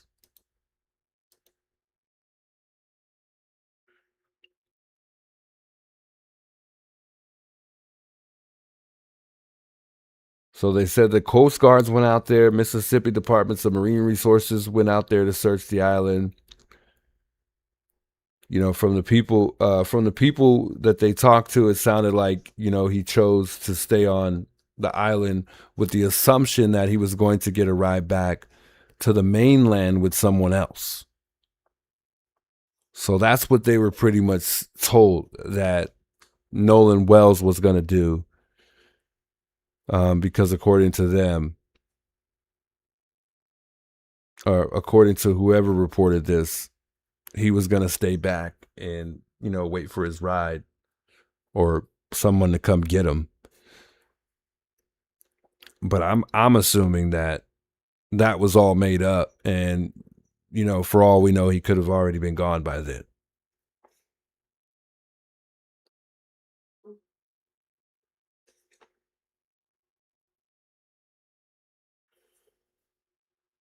It states one of Wells' friends who had seen him on the island on July 4th said that the account doesn't square up with the person he knew. Someone also stated that they've never known Nolan Wells to stay back while his friends leave. And this is what Javen Williams told CNN. And that was one of Wells' friends. He's always been a good guy where he rode with you. He's going to come back with you. That's always how he's been every single time.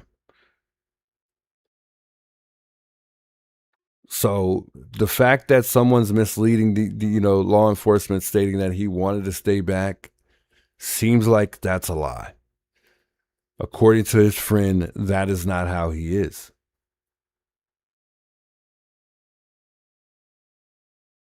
Not only that, his family also said that they couldn't fathom that. As of, why he would separate from his group of friends, And they also said, they taught him. That's how they taught him. If you go with the group, you stay with the group, which is, pretty much, that's pretty common. I would enforce the same thing when it comes to my children. Don't get left alone. Stay with the people that you went with.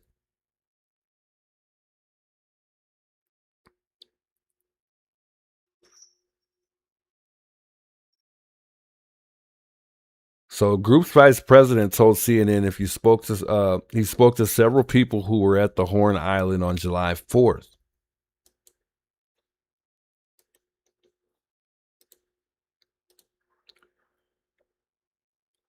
And described the beach, and this is what it's stating here, described the beach and being packed with boats and people, some of whom had been drinking alcohol. If someone had fallen into the water, it says Brian said strong rip currents that day may have posed a risk.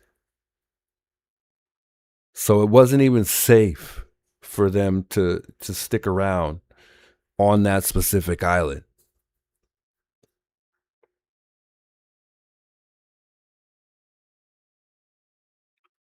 Insane. But on July 6th, it states that family just kept sticking around and waiting for Nolan to walk through the door, just to see his beautiful smile. And they were praying that their son was alive and safe. But hours later, the search for Wells ended with the news his family had feared most. And that was the very day that Wells's body was found. And it states that it was recovered from the water near the shoreline. Now, like I was saying earlier, it didn't really say exactly where. I don't know if it was near the shoreline of the owner's, home, because they said he went back home at one point in time on the boat that they were in. So I don't know if it was near that area. But like I said, if it was, that's really odd to me.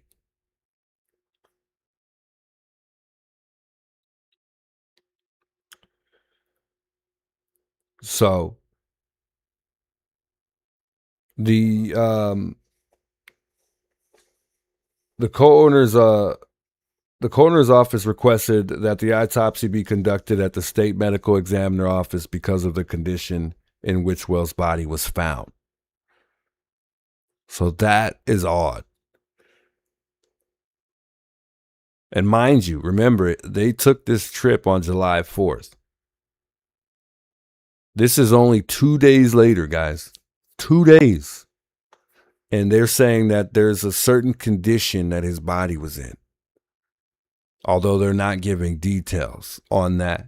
And obviously, when that autopsy comes back, we'll probably know every bit of all those details. But I think according to how his body was found, that definitely would have determined whether or not there was any trauma or, foul play. And I think that they knew that immediately. And I think that's also probably why Ben Crump is involved. But I think that autopsy is, what really confirms it. It puts the nail in the coffin based on what really happened to Wells.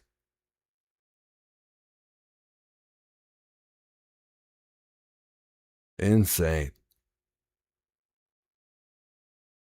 Wow. So sad, guys.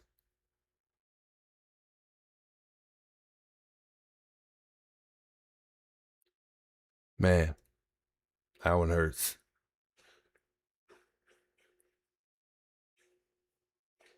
Shouts to the family, man. There's some really strong people for just like I said, just standing up in front of these people and being able to speak out and just kind of keep their emotions to the side is one of the hardest things to do, because I don't even know if I'd be able to talk. I don't know if I'd be able to put my emotions aside, the way these families or this, these two parents have done, man. Kudos to them, because I cannot imagine losing a child.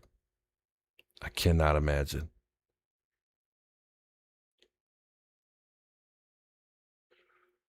Candy said, who said how his body's been found? I have been watching since day one and haven't heard anything. So that is CNN. CNN has reported that.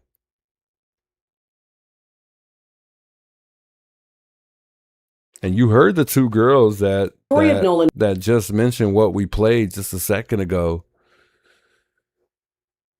when they were talking about how his body was mishandled. And we'll play it one more time. We won't play the whole thing, but we'll play it one more time.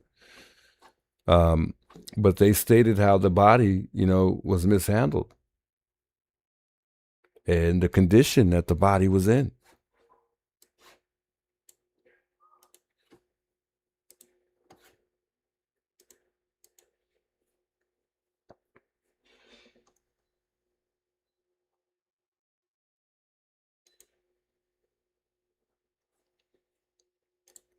And I'll pull this up for you just so you guys can see on your end what CNN reported here.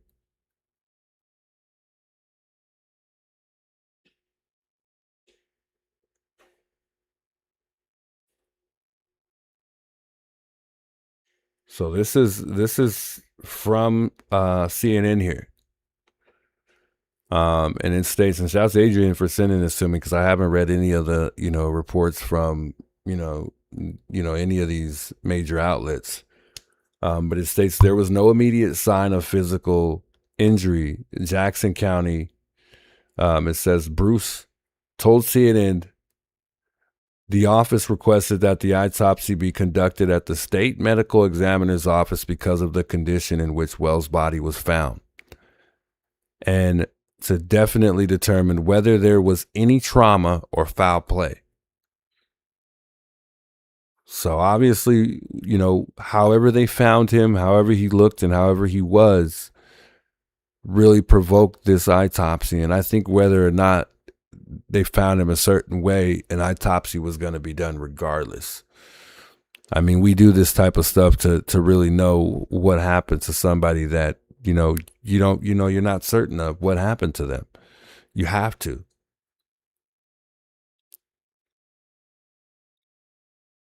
So it looks like this autopsy is coming from two different people.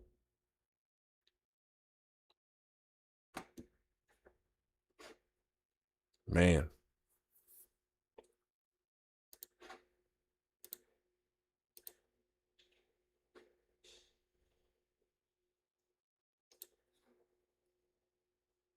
Just horrible.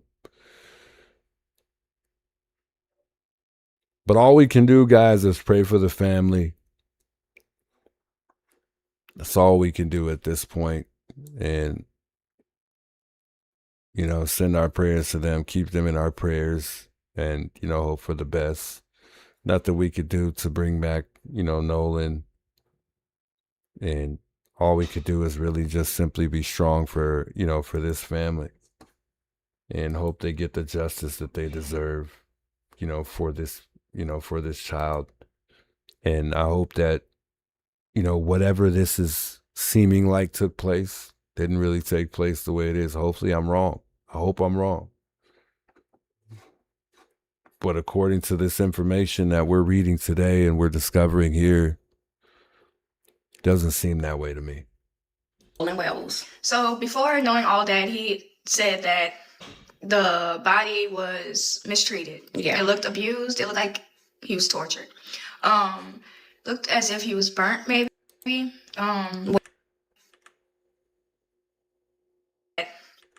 This was Nolan Wells. So before knowing all that, he said that the body was mistreated. Yeah. It looked abused. It looked like he was tortured. Looked as if he was burnt, maybe.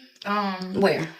Face, body, said he was burnt. And not only that, his body was mistreated when they transported him. So as they were transporting him, he was actually face down. So everyone knows when you're transporting a body, when, only a couple of people work that. Talk about Nolan Wells today. So today, we actually know someone that works transporting bodies, human remains, and things like that. So today I got a call from that person, and they were just talking about the body that they came across. Ooh, that paper says Wells. I'm not sure if this is confirmed to be true or not, but this is alarming. So strap in, pay attention, trigger warning. Here we go. This was Nolan Wells. So before knowing all that, he said that the body was mistreated. Yeah. It looked abused. It looked like he was tortured. Looked as if he was burnt, maybe. Where? Face, body, said he was burnt. And not only that, his body was mistreated when they transported him. So as they were transporting him, he was actually face down. So everyone knows when you're transporting a body, when, only a couple of people work that job, they all know you don't transport the body face down. That's kind of very disrespectful. That's crazy, guys. That's crazy. I hope those girls are, I hope they're really telling the truth, but we don't even know. I don't know, whether or not, what they've discovered is true. Like they did announce, there's been a lot of, misinformation going around, a lot of people trying to alter the narrative. So we don't know for sure that that's a fact, but I mean, everything comes to light eventually. So in time, it's only a matter of time that, everything's going to shed light at some point in time. So time will tell. You know what they say, time is of the essence. And, when something happens like this, timing is very critical.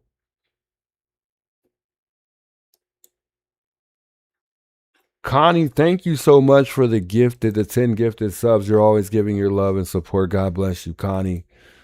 Shouts, Connie. And don't forget to thank her if you are officially now a member. All thanks to Connie here in the chat. Mercy, looks like Lily, Jennifer, Tweety, James Reed, CB, Chris Coast, Just Grant, and the great one, Julio, is now officially a member. All thanks to Connie. God bless you, Connie, for gifting those memberships. Wow. Shouts to all of you for the gifteds tonight, man. It's been pretty awesome with the gifteds, man. You guys are wonderful. Wow.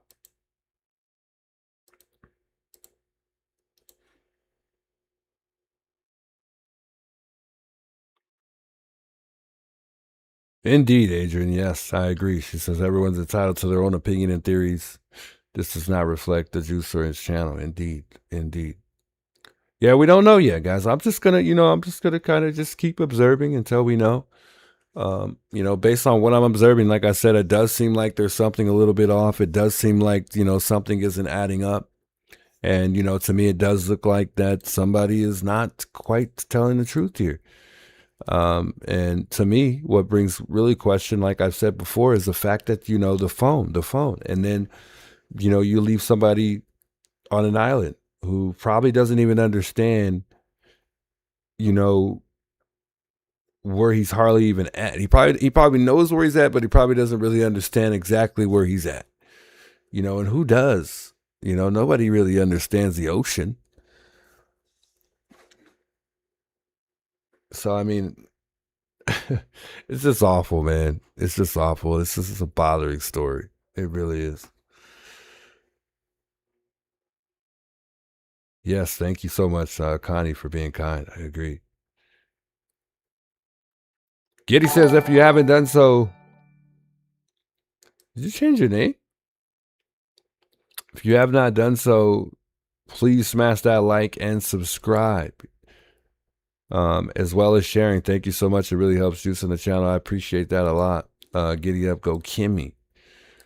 Somebody's got a new name. Is that Tasha with a new name? For a second, I'm like, what? We got a new mod? Much love. Thanks so much for the jewels, by the way. Safe travels, Christy. Says good morning. I'm at MPLS Airport on my way to Philly. Sheesh. Safe travels. Safe travels. Erica, big welcome, by the way. So that's pretty much it. That pretty much covers all of the, you know, the Nolan Wells story as of right now. You know, all we could do is wait to see, you know, what really unfolds going forward. I don't know what's really, you know, gonna come out on this autopsy report, but I could tell you from my experience, you know, hearing stuff like this, and when there's conflicting stories, that's you know, that just don't add up. I don't think that the autopsy report is going to be good. And I think a lot of what we've observed based on this, you know, this case here, it seems like, you know, we're going to hear some news that we probably don't want to hear. And I just got a really good feeling that, well, a really bad feeling, excuse me, that it's going to be a rather graphic autopsy. I hate to say that, guys, but I just don't think this is going to be something at all good. I mean, it's already bad. It's already bad.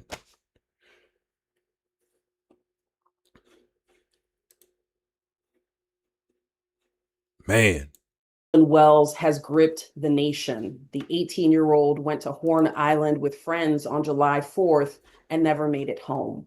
Tonight, his parents, Christine Wansley and Elmore Wansley, and their lawyer, Mr. Ben Crump, are here to share about their fight for the truth of what happened to Nolan and also to tell us who Nolan was.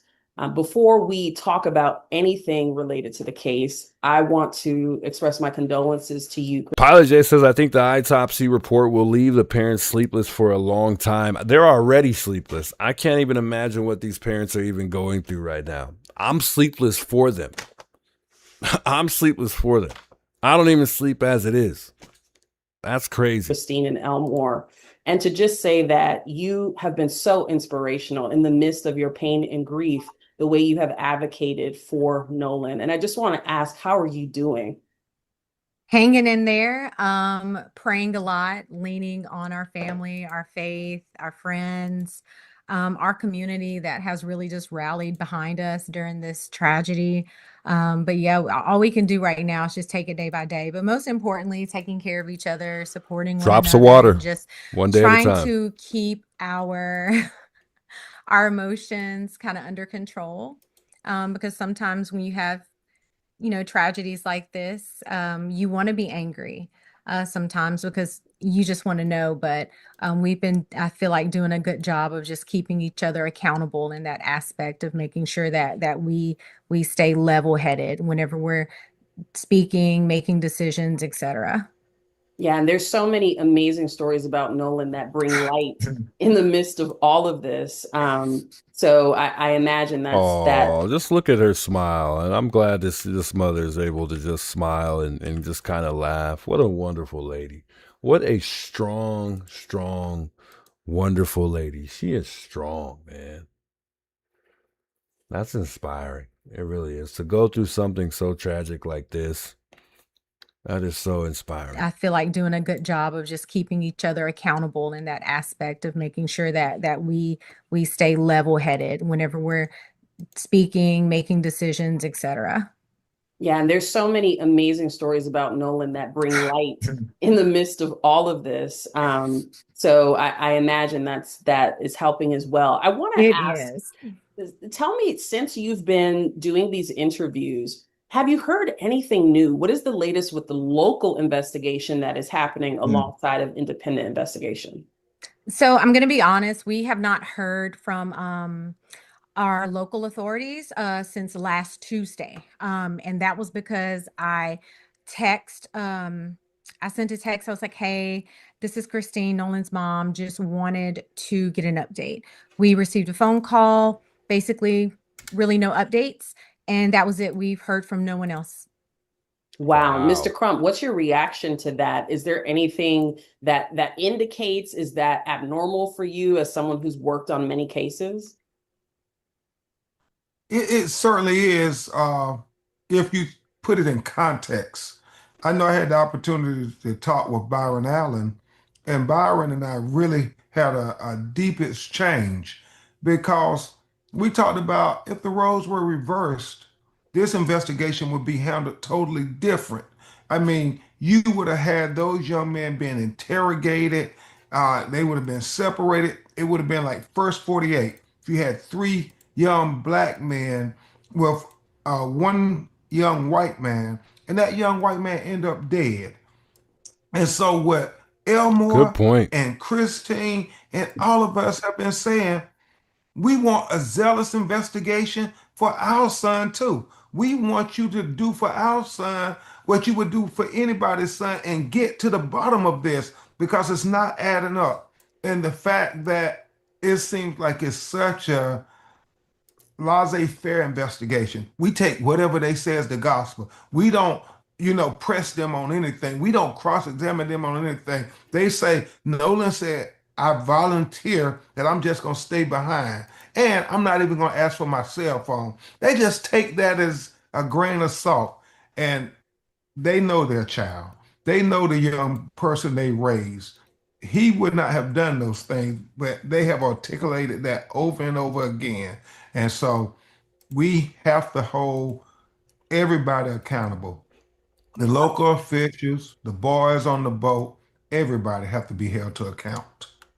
And to that point, I would like to ask, Elmore, you have spoken about conversations that you had with Nolan about staying with a group, always keeping in contact. Can you open up a little bit more about that father-son coaching that often happens with dads and boys? That's a really good point, though. I mean, and his dad looks like he might be like a coach or something like that. He looks like he might have been his coach for a period of time. He's built like a football player to me. But a good point from, the attorney, Crump there. I mean, would it even, go the same way that it's going? Had this, been a white kid surrounded by three black men. And actually, guys, I did find a picture of the friends that were on the boat with him that very day. For whatever reason, they were blocking out their faces, but there are pictures of the friends online that were with him that very day. And those are the kids right there that were with Nolan that night. And I pray that, these kids, did the right thing. I hope that they didn't do anything to him. I hope, whatever took place, was a mistake and, it wasn't meant for him to, be where he's at now. But, like I said, it seems like one of those situations that sounds like something really went wrong. Was he murdered or was this a mistake?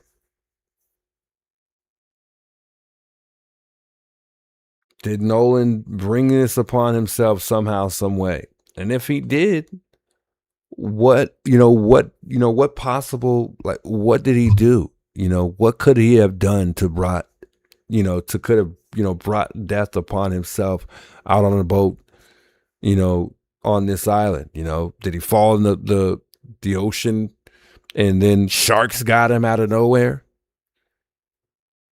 I mean, that's the worst possible scenario that I could think that could have happened. Did he fall under the boat and then the boat motor fan cut him into pieces somehow, or cut him up to the point where, it killed him? Those are the situations that I could think of that could have went wrong. Other than that, I don't really see any other way anything could have went wrong. Not to the point where it leads up to his, death. I mean, that's beyond me, man. That is beyond me.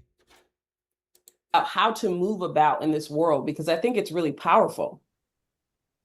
I'm assuming that his parents are not wealthy, but they live in a very decent neighborhood. I mean, a lot of times when you see a black kid with, a lot of white friends, and don't get me wrong, it's also, some kids that just have that personality, or they specifically, just like to have white friends.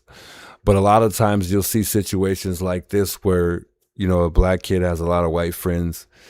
It usually means that, a black kid grows up in a very nice community, or they go to a community surrounded by a lot of white, kids that go to that school. It seems like his parents wanted to put him in a very good school. Not to say, wherever he went to school prior to this, which I'm talking about high school, there wasn't a lot of black kids there. But, it seems like a lot of his friends were white. And like I said, I don't want to make this a race thing. I don't want to think that, he had some friends, a good group of some friends that had racist parents. And for whatever reason, they didn't like Nolan. I'd hate to think that. I think I can really thank my mother for that, because I grew up with a lot of cousins, and I was the smallest of the bunch, so I had to kind of defend myself against them a lot. But one maybe thing, drugs. Good point, by the way, in the chat there. Good point. Maybe they could have been doing drugs, or something went wrong.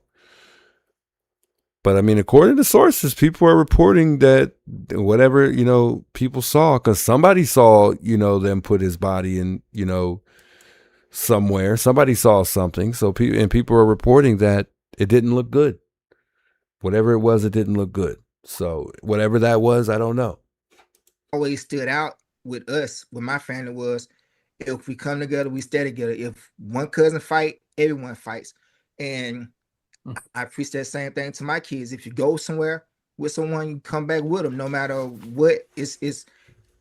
Don't let a girl separate you from your safety net. It's plenty of girls. You see one here, you see one there. So for them to come back and that'd be the first thing that come out their mouth, like he decided to stay on the island and we left.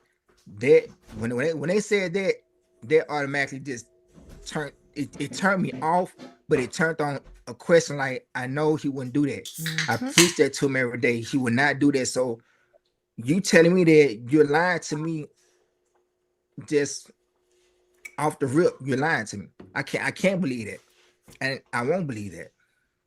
I saw that today for the first time, because really a lot of folks who were there have been silent. We saw, people taking down their Facebook. It was almost an instant reaction that people went into to protect themselves. But Trayston Shepard described himself as Nolan's best friend. He gave an interview saying that he was the one who was yelling in one of the viral videos that people had been questioning, and said that it wasn't Nolan in the video, that it was him, and that Nolan met a girl that day that he really liked, even though he'd never, interacted with this girl before. Her name was Katie. Have you spoken to Trayston since Nolan's passing, and how are you responding to his account of what happened? So first of all, we don't know Trayston. We've never met him. So to say, you know, best friend, childhood friend, that's a bit of a stretch. We've never met him. He's never been to our home. Now, if you were to say that about Jalen or Javon, I would say absolutely. You could say that those are childhood friends, those are best friends because they've been to our home. We know their family. We're close to, you know, their mother. But this young man, I maybe high school, you know, they started hanging out or, you know, kind of been around each other. But again, we don't know him. And not to discount anything he has said, which of course, still trying to rule those things out. But I mean, he has communicated. He did offer his condolences, which we appreciate. And he did let me know about that tidbit, which of course, you know, like I've been telling everyone, if you have any information, forward that over to the local authorities. Make sure also forward that over to our legal team as well, just to make sure that we're looking at everything. And this girl, Katie, who has been cited. Oh, yes, Mr. Crump, go ahead. Let me say this to the young man. You know, not only does his parents, but some of his friends, they reject this notion about, he said, oh, he would just volunteer to stay. They're saying Nolan would never do that. So his friends are saying he doesn't really know Nolan if he's saying that Nolan volunteered to stay there.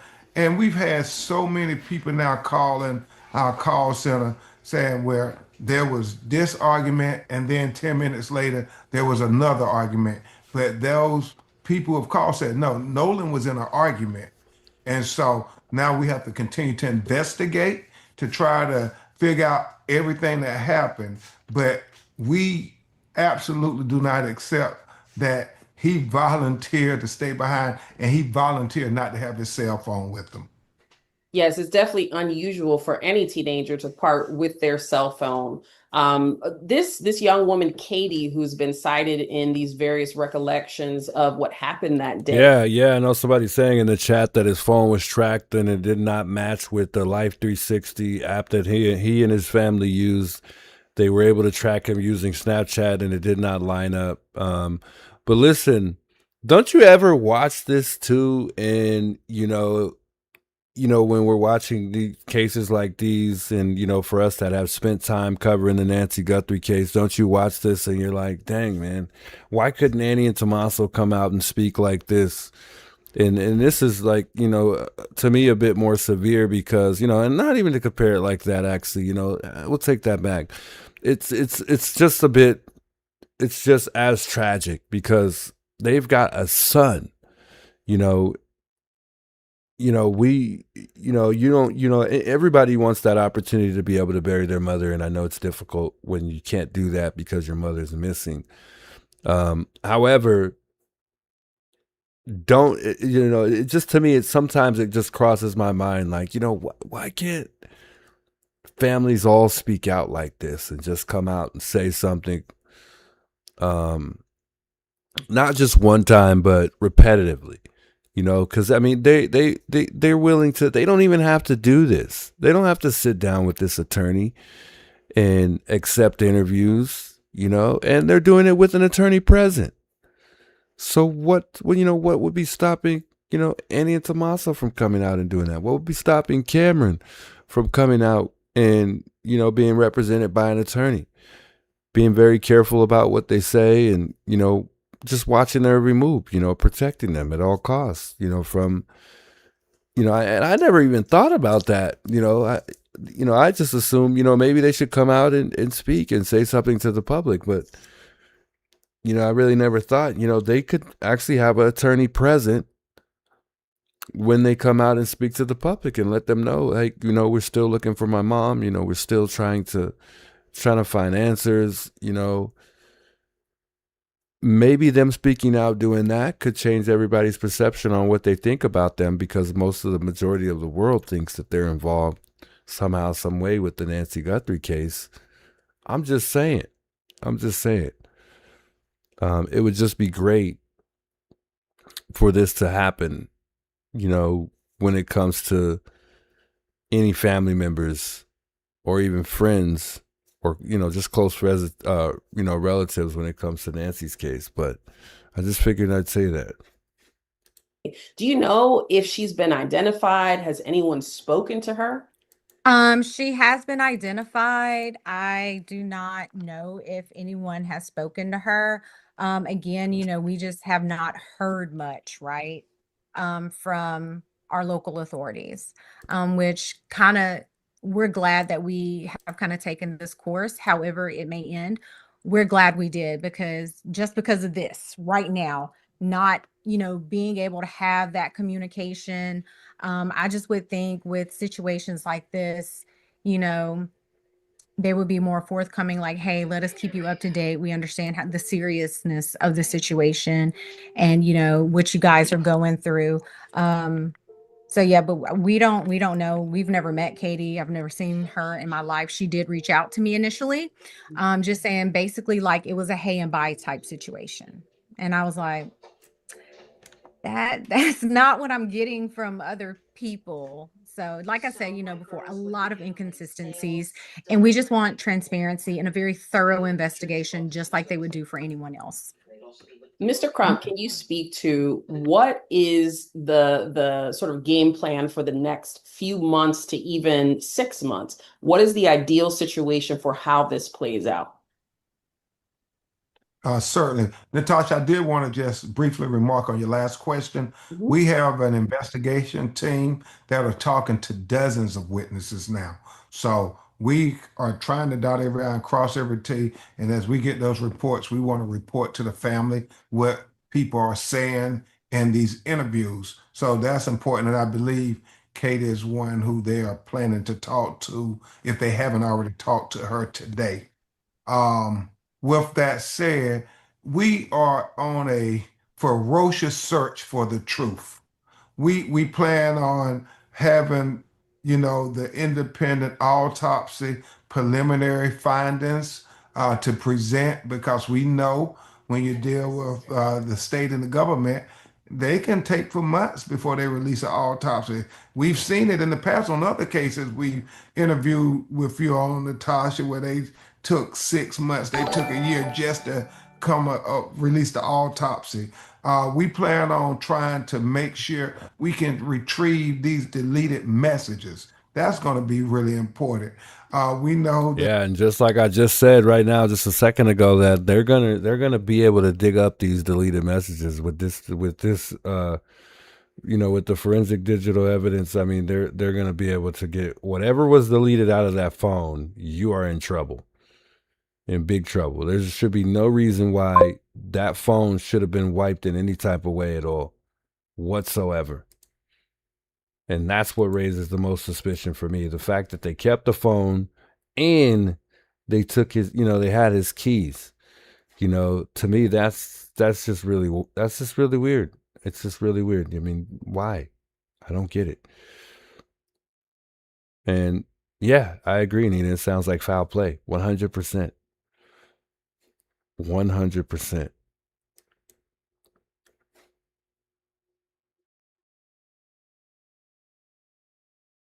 Shall we open up the phone lines here? I'm thinking maybe we should open up the phone lines for a bit here before we hop off for the night here. I was gonna get into a little bit of Nancy here. I saw that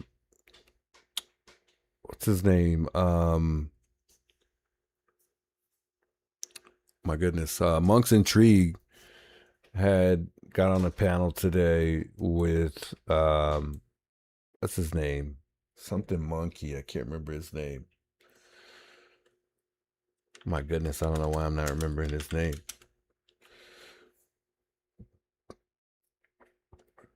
But I did see him get on the panel earlier with the monkey guy. I can't remember his name though. But they were talking about the timeline, and it just kind of refreshed my thoughts when it came to that timeline. Specifically with the garage door opening and closing.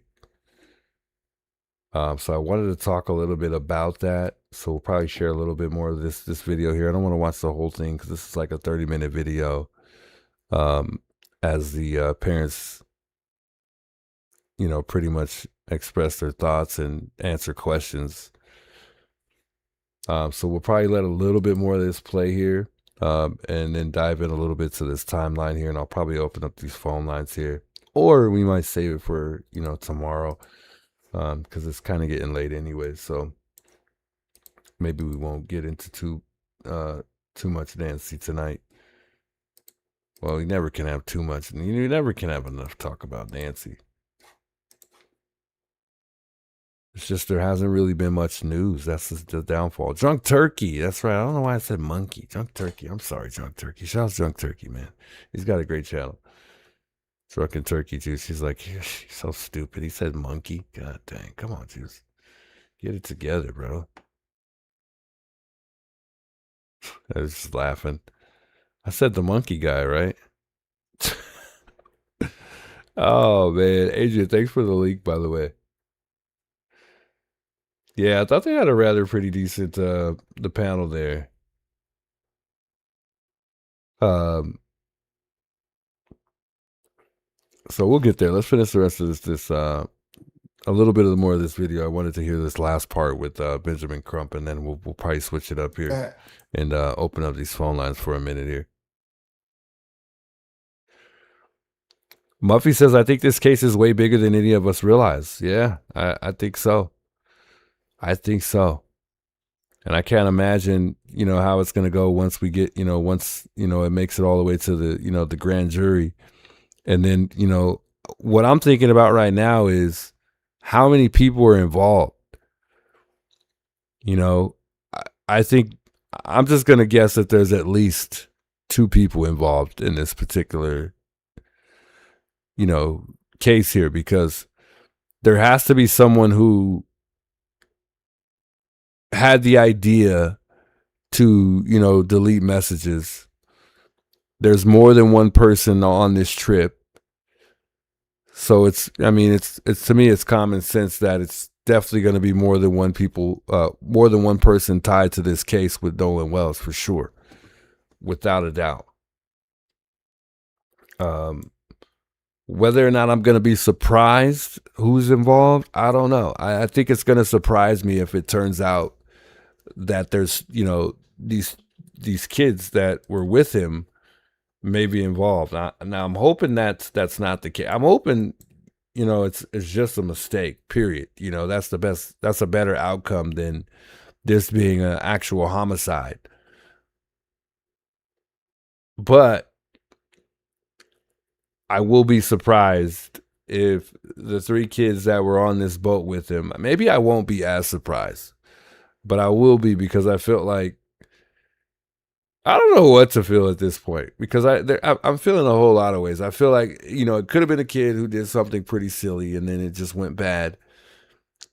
I don't know why I'm seeing that on top of somebody trying to help these kids out and they feel bad for him, or the owner of this boat, which I'm assuming it's maybe one of these kids' parents that owns this boat. I don't know. And maybe they shared those details and I just haven't discovered it yet. But I don't know why my mind is thinking, you know, that could be a possibility, that, you know, one of these kids did something bad or did something wrong, or they made a mistake, and then the owner of this boat tried to help them pretty much cover it up and make it look like it was a mistake.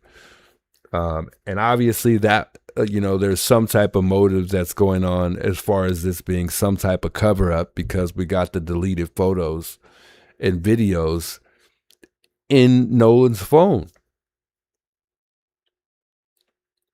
So we know for sure that's one detail that's not only a red flag, but it, you know, it's seeming like it just might be someone covering something up, or making the effort to, and they're caught. I don't know.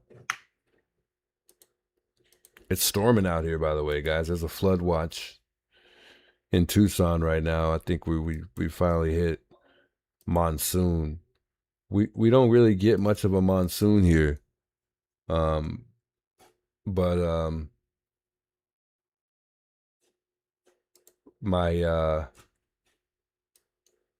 my weather is showing up on the computer right now, and it's showing flood watch, and I'm just hearing a thunder. I keep hearing a lot of thunder right outside. I don't even know if it's actually raining right now, but I do hear a lot of thunder. And for the most part here, it's been raining off and on today, so we'll see if we get a lot of rain. We don't really get a lot of rain here, so we'll see if that actually happens today. Others deleted their messages.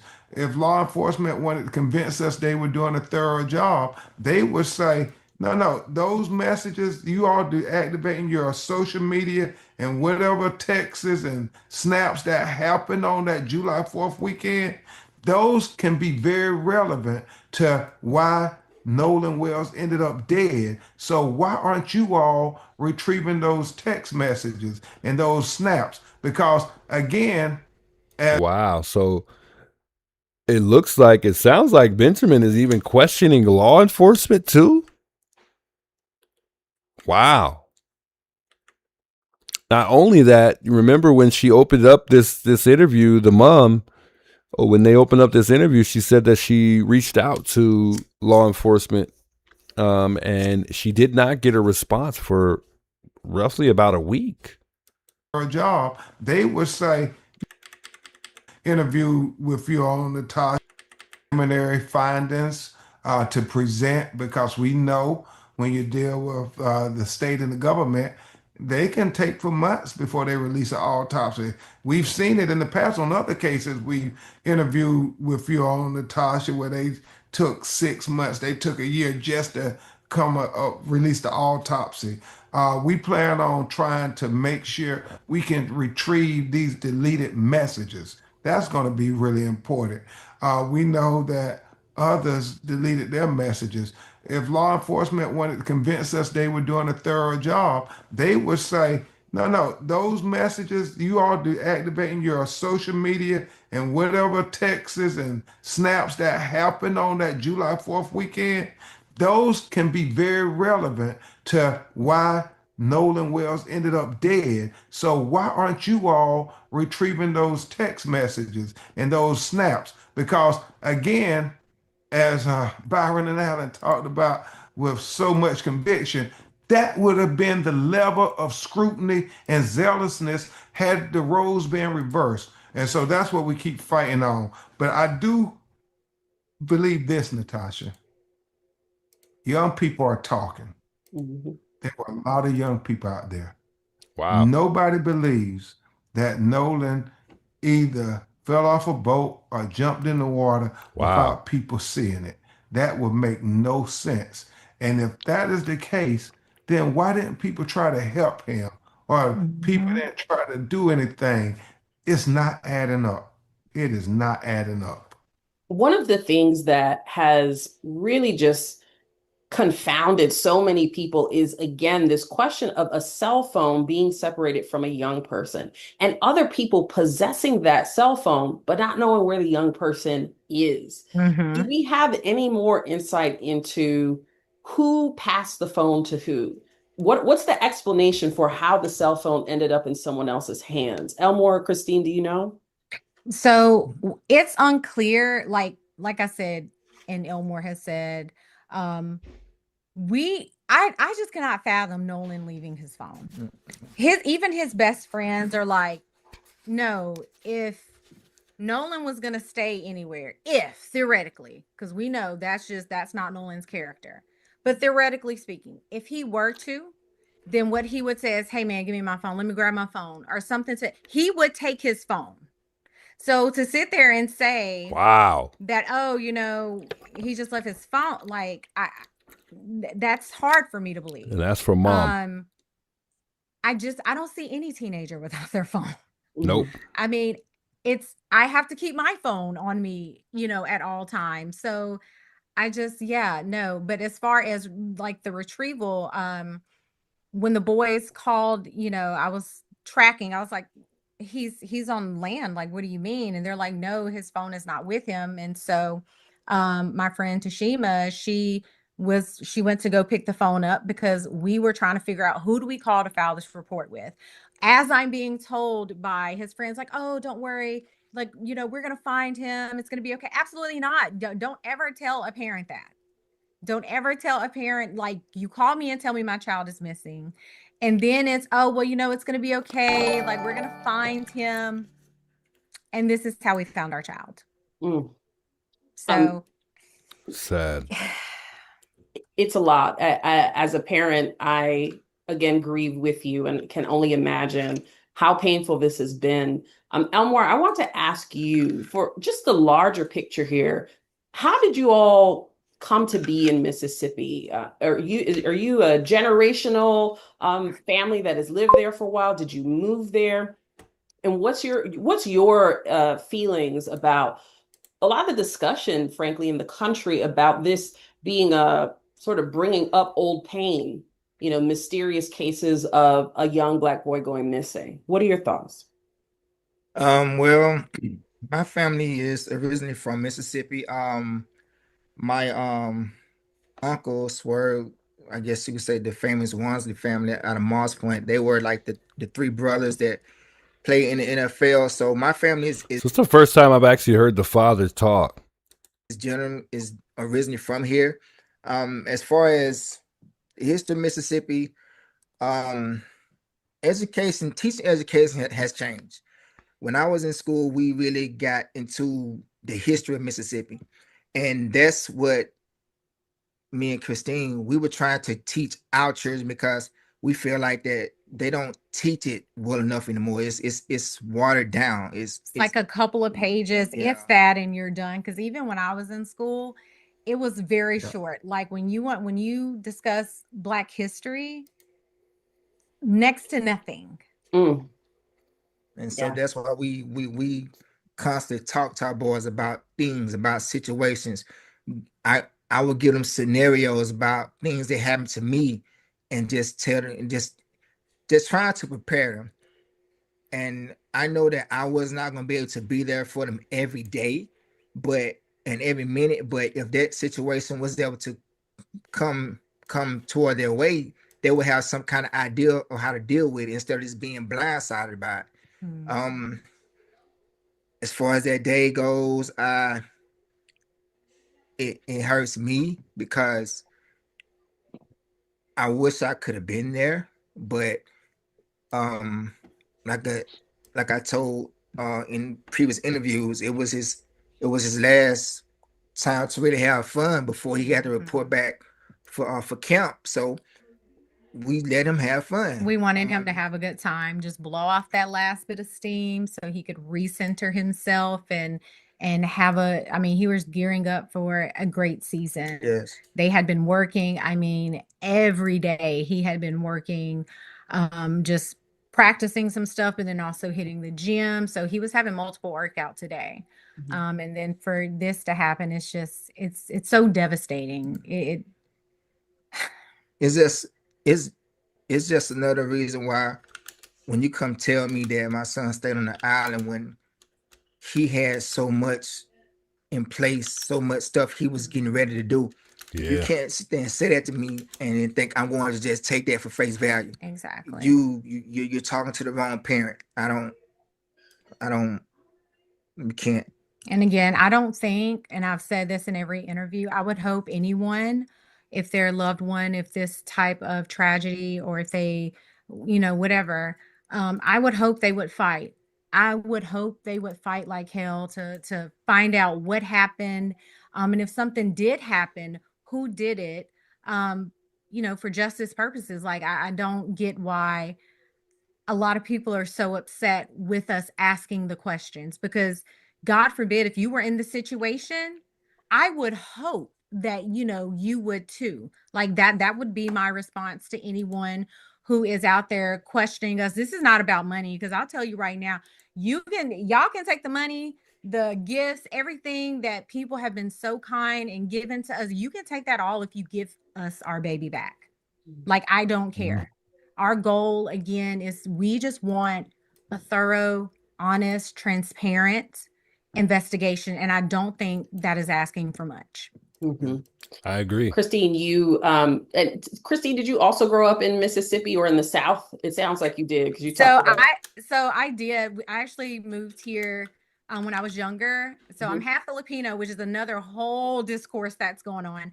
Yes, I'm half Filipino, but again, when you look at someone, you are viewing phenotypes. And if you don't know what that means, people, that is the characteristics, like physical characteristics of a person. And so when you look at me, I'm a Black woman. If you ask me, I'm a Black woman. I am.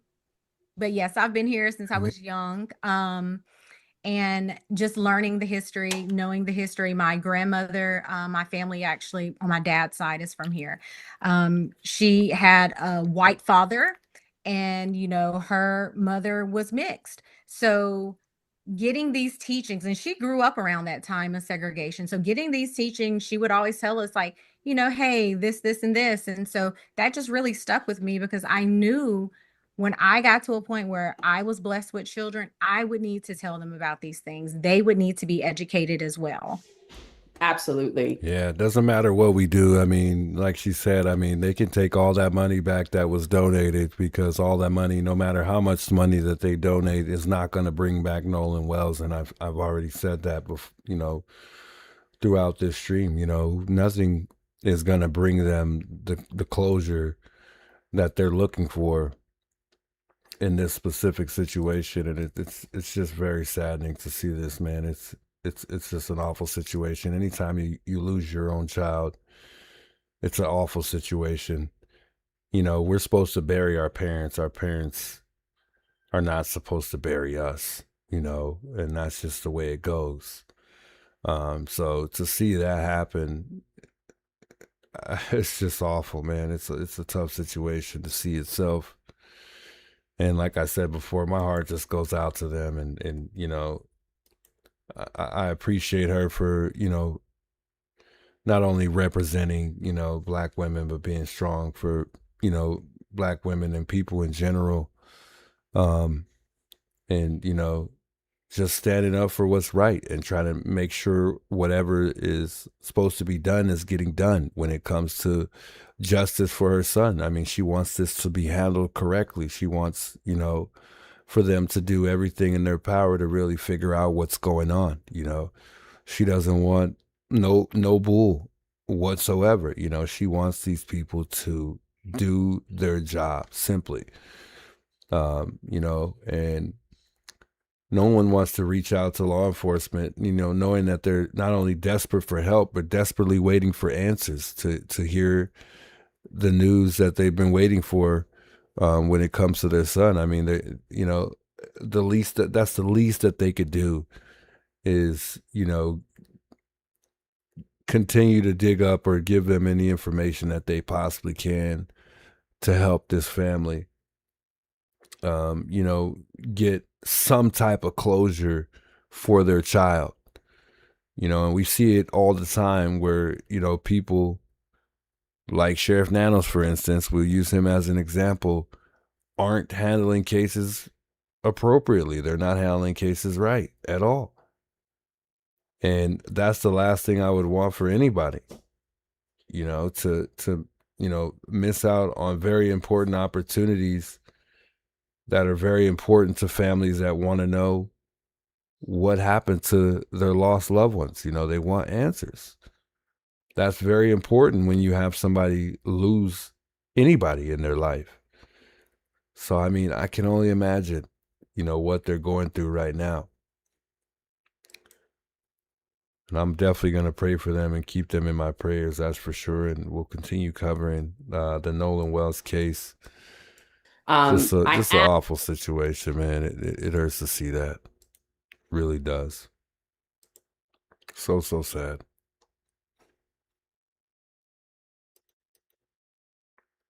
So I was watching Drunk Turkey Show just a little bit earlier today. I didn't really catch the whole thing because I was back and forth with the Nolan Wells thing and watching other stuff as well. But I was sitting back and listening to these guys, and they were kind of talking about the timeline. And that's one of the main things that I point out in the timeline when it comes to Nancy is the fact that it just seems off when it comes to that garage door opening and closing. It says the garage door opens at 9:48, and then it closes at 9:50. Now, you guys know me. I always say that if you ask me, that's too soon. Now, we already know Savannah came out and she stated that the garage door, I'm sorry, not the garage door, that Nancy could get to the mailbox on a good day. And I've already shared multiple times how many times I've seen people where I work that lack mobility issues. I think, Nancy definitely needed help into the house when she was dropped off. Now, we know Sheriff Nanos made a mistake and he said, Nancy was dropped off by family, but that was after he slipped up and had said that, she was dropped off by Tommaso. Now, this is my old timeline. I definitely do got a little bit more updated timeline. This is just the first one I saw that I had on here. But doesn't even matter because I'm focused on the one specific part of the timeline. I think either or, it doesn't really matter to me who dropped Nancy off. I think, whether it was Tommaso or it was Annie, either way you slice it, she needed help getting into the house. Monks and I'm already forgetting his name again here, Drunken Turkey, were, talking, but Monks had mentioned that,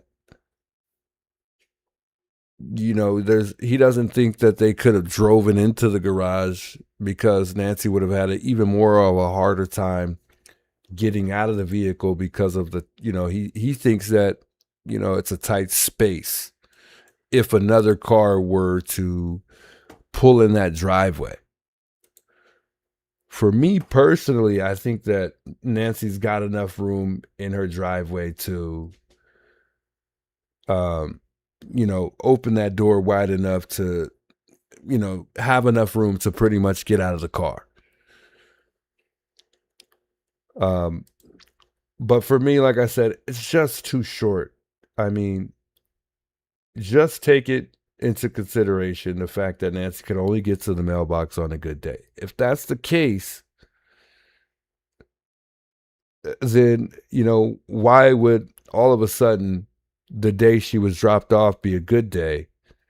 I mean, it could have, but I think I'm just going to say that very day that she got dropped off by whichever person, Annie or Tommaso, she needed help into that house somehow, some way. I think that would have taken 2 minutes within itself. Let's just think about it. Getting out, walking around the car to assist her, getting up out of the vehicle.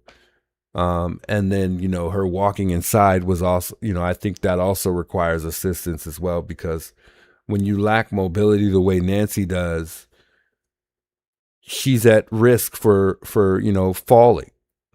So you don't want her to fall on the way in. So you do want to make sure she makes it to a seat safely, whether that's somewhere in the living room or her bedroom, and I'm assuming she was getting ready to get ready for bed at that point.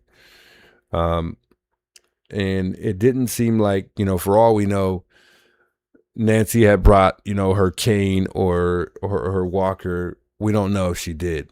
But obviously that's how she assists herself when she's alone or getting from the bed to the bathroom or wherever she's going. That, in itself all takes time. So I just thought I would bring that up. I just don't think, that time is accurate when it comes to the timeline. Not only that, I think that there's a possibility that they could have even lied to us with this entire timeline. You know, some of it might not even, I mean, not some of it, all of it might not even be true. They could have just fed us at this point. You know, with this case, it's like maybe they just fed us with something so we could sit up here, run in circles and dwell on something that isn't even true. They just threw it out there for the public to look at. But again, that timeline, it just rings question to me every single time I look at the timeline. No way. No way. 2 minutes for an elderly lady, 84 years old at that. And most women, you know, at this age, I get it. You might have a grandma that walks very well. I see that too, but it's not as common as it is to see somebody lack mobility, you know, at the age of 84, you know, as far as having trouble walking. So I just don't think,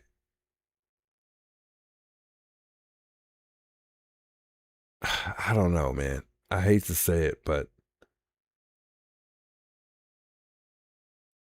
I don't know. I mean, I guess they got this time from the fact that it's a smart garage. But I just don't think, you know, I'm starting to kind of think Nancy may have not even made it home that night. You know, and this doesn't specifically say she made it home for sure. It doesn't really specifically say, just because we're seeing this timeline, that she was dropped off. This could have been one of the deciding factors with them going to her house, you know, after the fact, you know, after they've already revisited there. They could have got this timeline later and then, you know, had said, hey, you know, this does not line up. You know, this is not the time that he gave us that he dropped her off. If the garage door opened at 9:48 and it closed at 9:50, but Tommaso said he dropped her off at 9:30, then obviously that, you know, would have brought attention to, you know, the FBI and said, you know what, let's get over here and check because we're missing something and they're not telling the truth. They could have thought Nancy was in the house.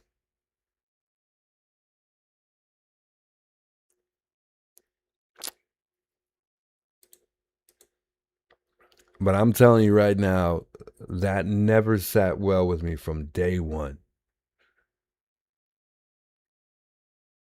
I live this every single day I go to work. And I'm telling you right now, just transferring somebody at that age from just simply to the bed to the wheelchair takes longer than 2 minutes. And when you know, when you consider all the things that Nancy was going through, all the health issues that she was experiencing, let me just point out that not only are you very fragile when you're this age, but you don't want to, you move way slower. Everything hurts. Be careful how you, most of these older people of that age are be like, you know, be careful how you move my leg. It's swollen. They, you know, they start to get swollen just randomly. And they're very, very, you know, needy when it comes to how you move them. So you have to be very careful not to move them too quickly. And maybe Nancy drank that night and that's, you know, kind of what got her going. And that's just me being nice, but the timeline is not right there. It's not, guys. There's no way. No way. No way. Trust me. When you move people of this age, I hear it every single day. They'll literally say, not, you know, even people younger, you know, I have this gentleman at work that I usually get up And even if I graze his foot on the door, he's jumping. Oh, he doesn't want me to, they're afraid of being hurt. They're afraid of falling. All it takes is one time for an elderly person to fall, and they're in fear for that for the rest of their living days. They don't want to fall. You don't want to fall ever again. Now you have the sassy ones who, they want to, do things on their own. They got it. But it never loses your mind, especially somebody sharp as a thumb like Nancy. Keep that in mind. Think about that. Most people that are 84 and up, or even in between 70 and up, move very, very slow.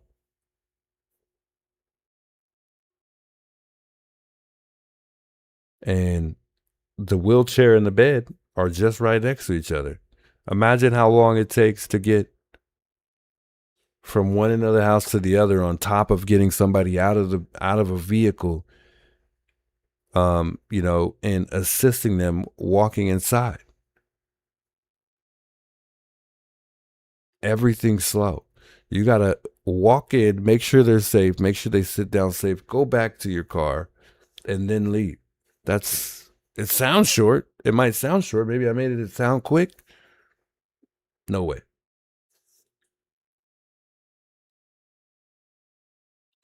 No way. Olivia says my mom's 74 and moves fine. Yeah, and that's what I'm saying. I there's plenty of people who can get up and move at the age of 74. There's plenty, but it's not common. It's not common.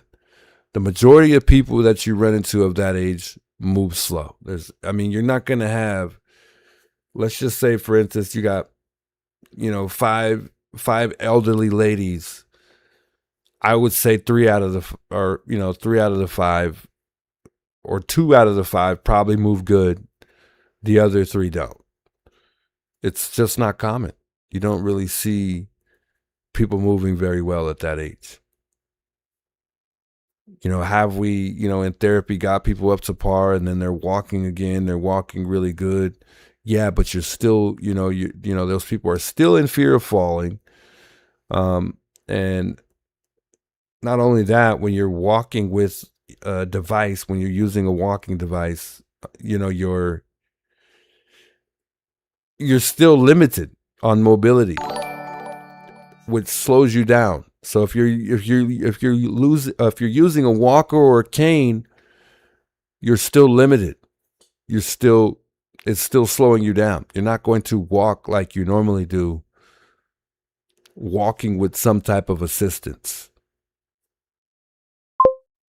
And you utilize those devices to get up, sometimes to sit down. That all takes time. It doesn't really happen very quick. Just say.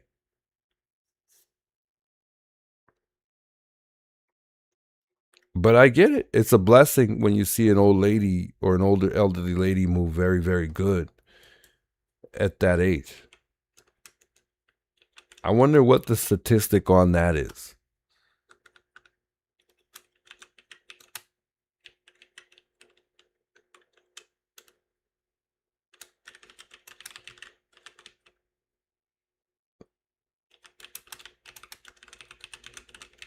I want to see if it'll say that.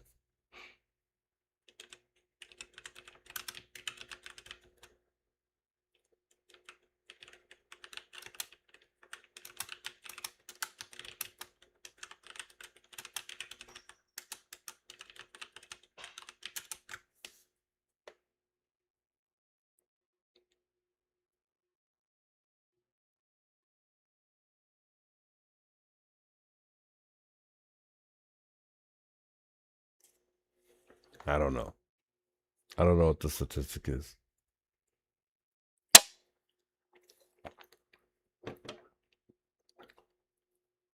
But I can say that most women are definitely far more mobile than men.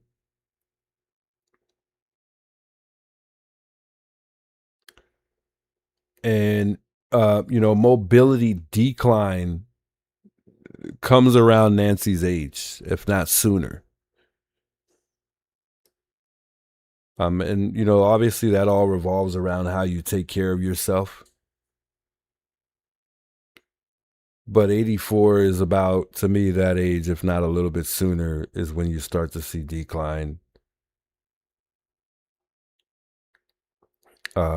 But I would say there's a good percentage of women who do maintain, you know, independent mobility at, you know, at the age of 85.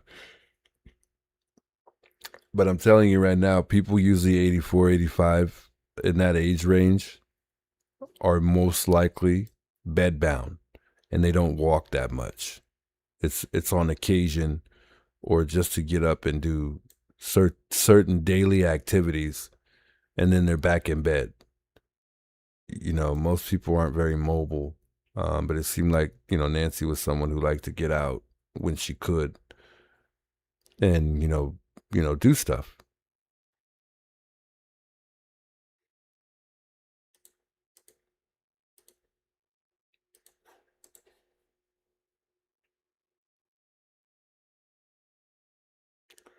Nelson says, my neighbor over the way, newly widowed, 86, looks 66, bless him.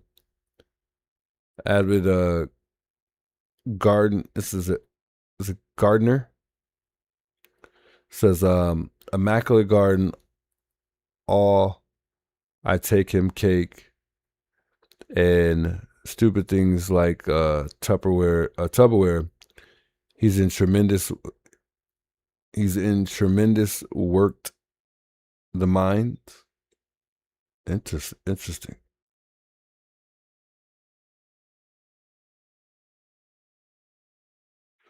Eclipse says my mom's 82 and moves good. Wow. Okay. All right. Interesting.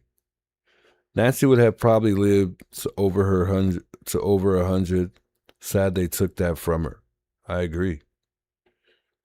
And that's also not common, guys. That's also not common. You don't really, you know, we don't really have, at least in my facility, we don't really have a whole lot of women that are 90 years old. You know, but like I said, I mean, women typically live longer than men. Most women outlive the men. At least from what I've seen, you know. We'll take a few calls here, guys. Chime in if you guys want to share your thoughts and your theories on that timeline. I was going to play a little bit of the video with Monk's Intrigue and I got a drunken turkey, but there's no need. There's no need. Let me pull up the phone line real quick though. I don't want to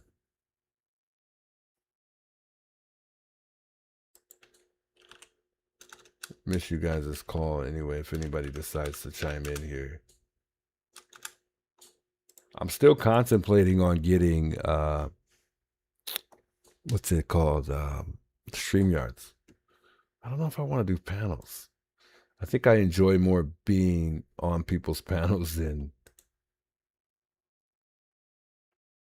you know, doing it myself, but who knows?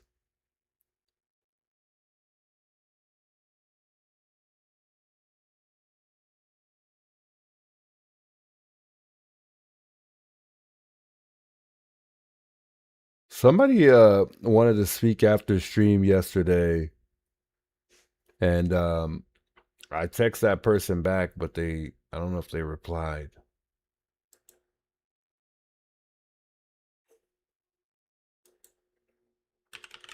Oh, they did. I didn't see that, but they replied back so late.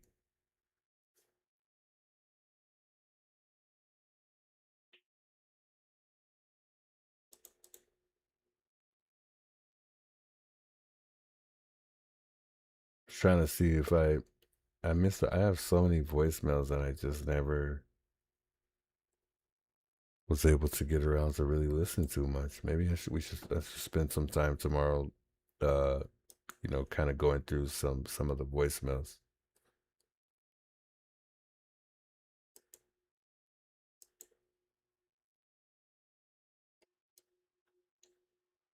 Interesting.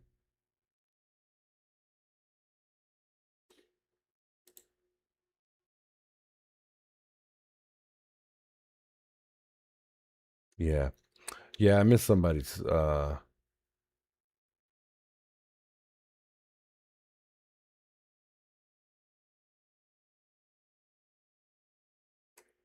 I think I missed somebody's message yesterday, or missed their text. So I apologize if you're tuning in right now. By the time you replied, I was gone. I was asleep. I was out of here. I think it was like 6 a.m. at that point. Sky says I never listen to my voicemails. I tried to, but there's just so many. There's just so many, and I you know, it's tough. Hey, Juice, this is Brock. You get a chance, give me a call back. I'd appreciate it. Thank you. Bye. I think some of these people I actually spoke to, though. Hey, Juice, this is Barbara Whitfield out in Missouri. I have a drone S6. I was wondering if you interested in me sending it to you. Call me back and let me know. Thank you. Bye. She wants to send me a drone? No way. When was this? Today? I'd love a drone. That'd be awesome. That would be crazy. Hi, Juice. This is the old woman from Illinois. I better start listening to voicemails more often, guys. 89 years old. That's 89 years old. Just called to see I watch you when you're on. So I just wondered how you was doing, and hope you're all well.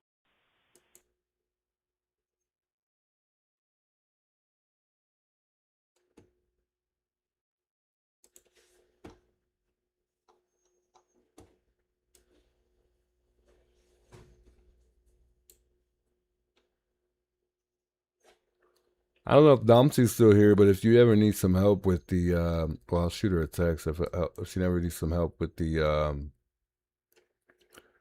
OBS. I think she was trying to do something. I'd be more than happy to help you.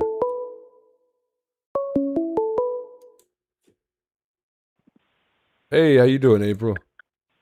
Hey, Juice, I can't believe it. I've been listening to this all night long because my audience was begging for a video on the Wells case, and I just haven't done it yet. But you gotta do it. Yeah, I know. But you know, when I was a kid, we lived in Mobile, Alabama, and my dad worked in Pascagoula, Mississippi, and some of our California friends had boats down in Pascagoula, and they would go out on the weekends to Horn Island.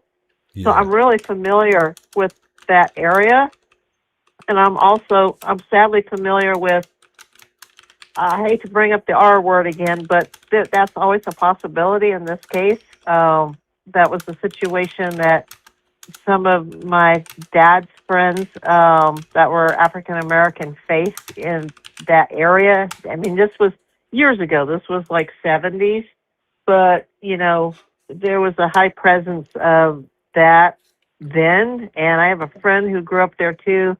She's from Connecticut, California, like me. She moved to Sarasota, Florida, and she said April is still like this. It has not changed. And you know, I have a lot of friends that live in that part of the country. I have a lot of audience from that part of the country. But you know, I hope that it's not anything racial that caused this poor kid to lose his life. You know, it could have been drugs, alcohol, drowning. Who knows? But it's very sus that the boys didn't report that he was missing and that he didn't have his phone. You know, something's very wrong there. I don't know a lot about the case, though. I just wanted to comment really quick, though, on Nancy. That garage door, there's no way in HELL that a person of her age with her mobility issues got in and out of that car in 2 minutes, and the garage door up and down of that.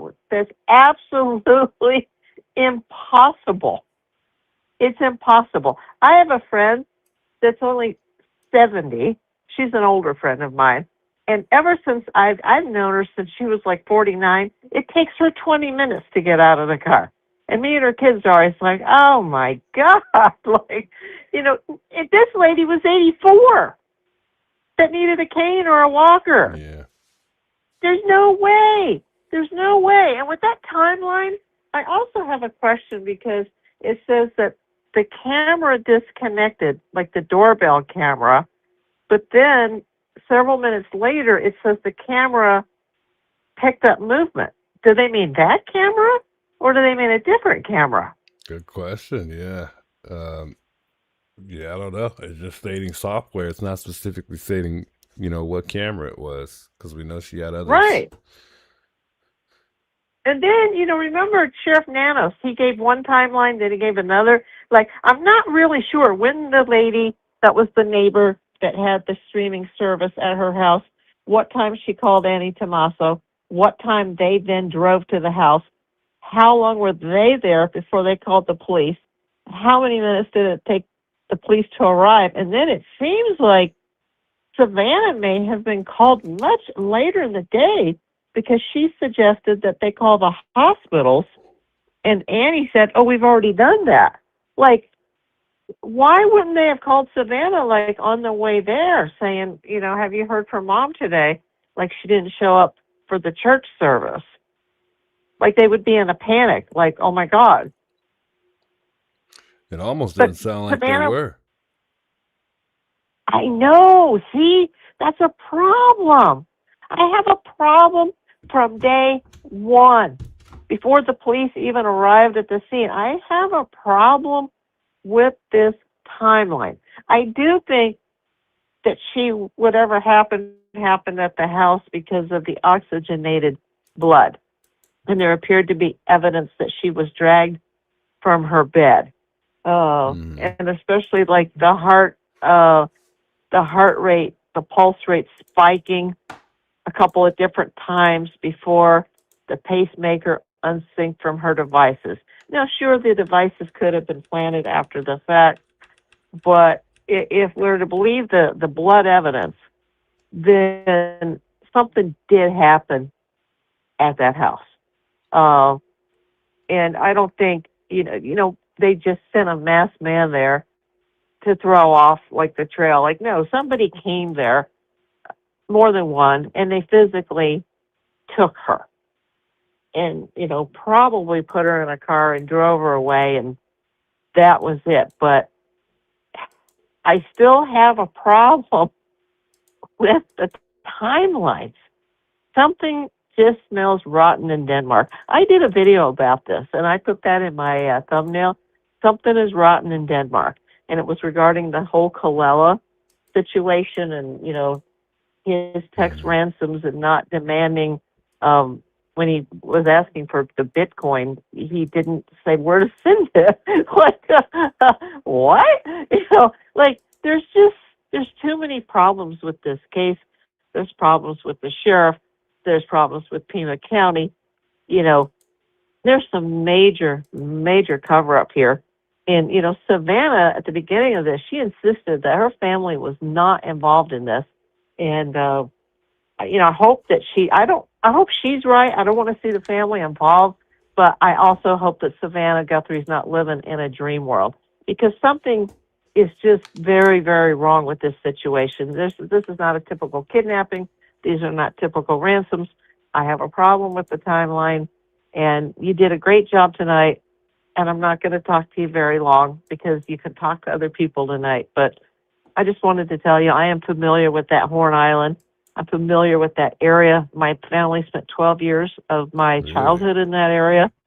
And, you know, I still have friends there's a few family friends that are still alive that were younger than my parents that still live in that area. I have a few friends that are in Florida that were from that area.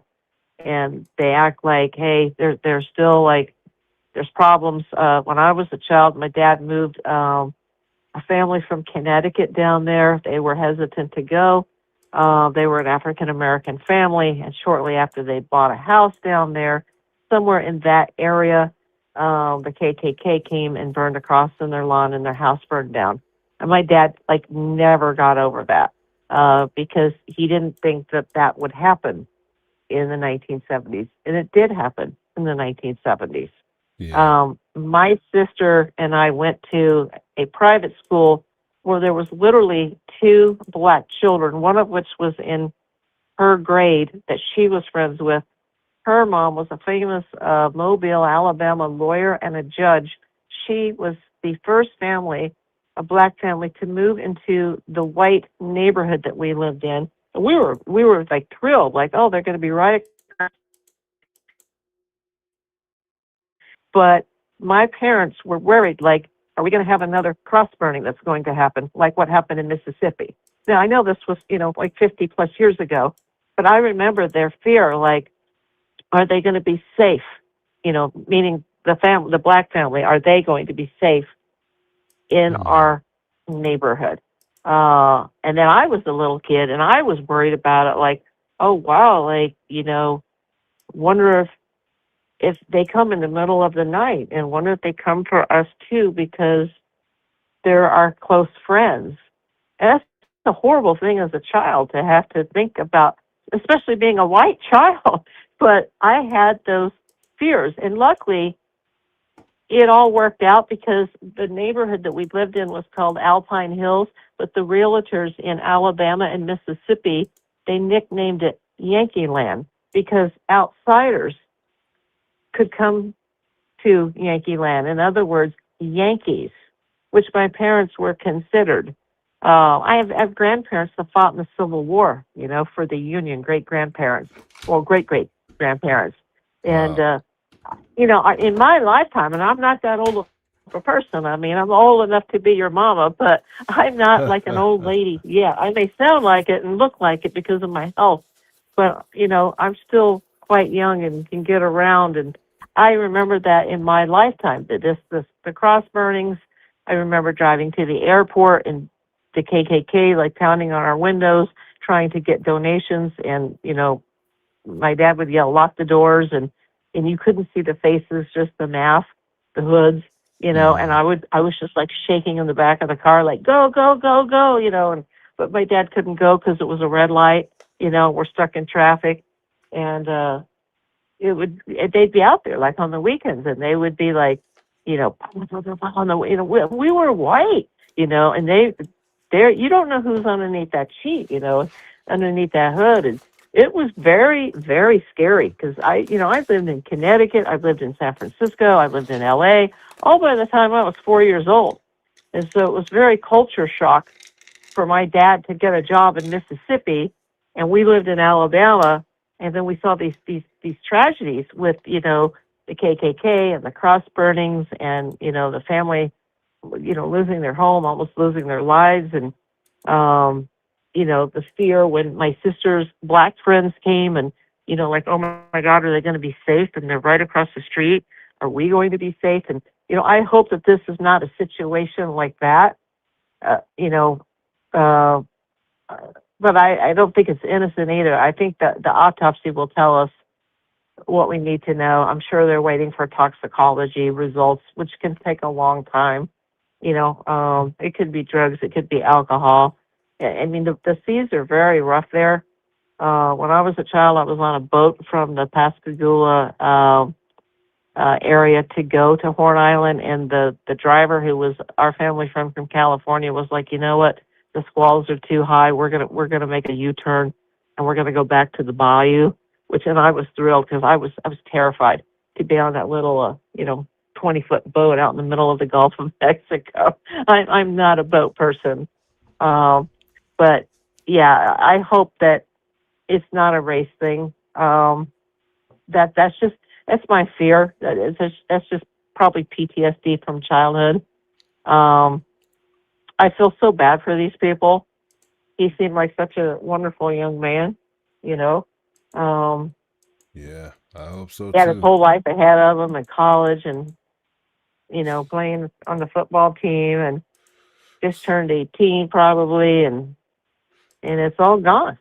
You know, it's just heart wrenching.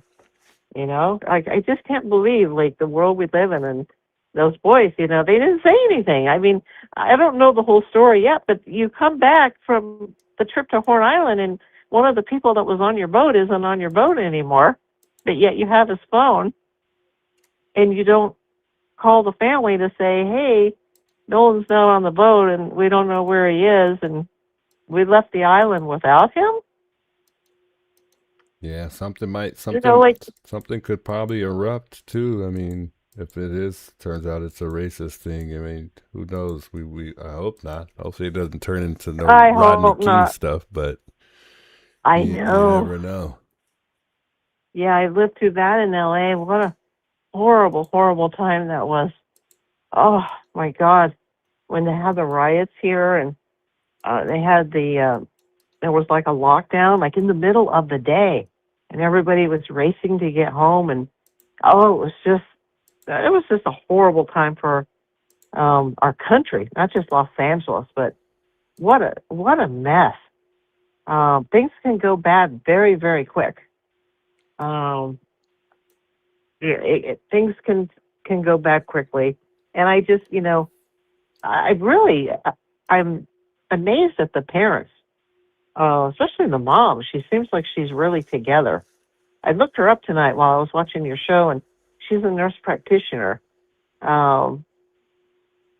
lived in a really nice home and nice area, and, he seemed like a good kid. So, but when you're young, people do stupid things too, Things can happen, and those boys might be scared, or I don't know.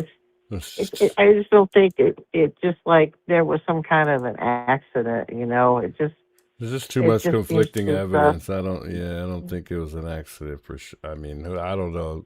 We still don't know, but it doesn't sound like it was an accident. And then people are coming out. I mean, the lawyer even said it. He said, he said friends are talking. He's like the younger kids are talking. Yes. And the way he said it, it just sounded like to me that somebody's saying, something, and it's not good. Right. So, and his phone was supposedly clean. Like, what? What's that about? Yeah, and then the fact that they took his, I mean, it's not sounding really good at all. It's really sounding bad. No.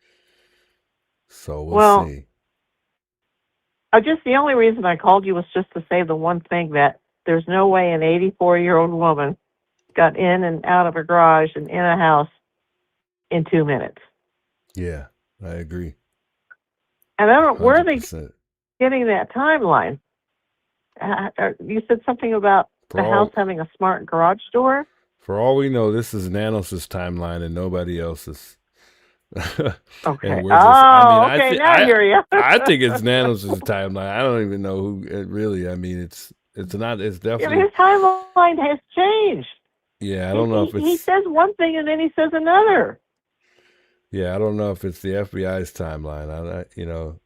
And even if it was theirs, I mean, can we even believe their timeline at this point?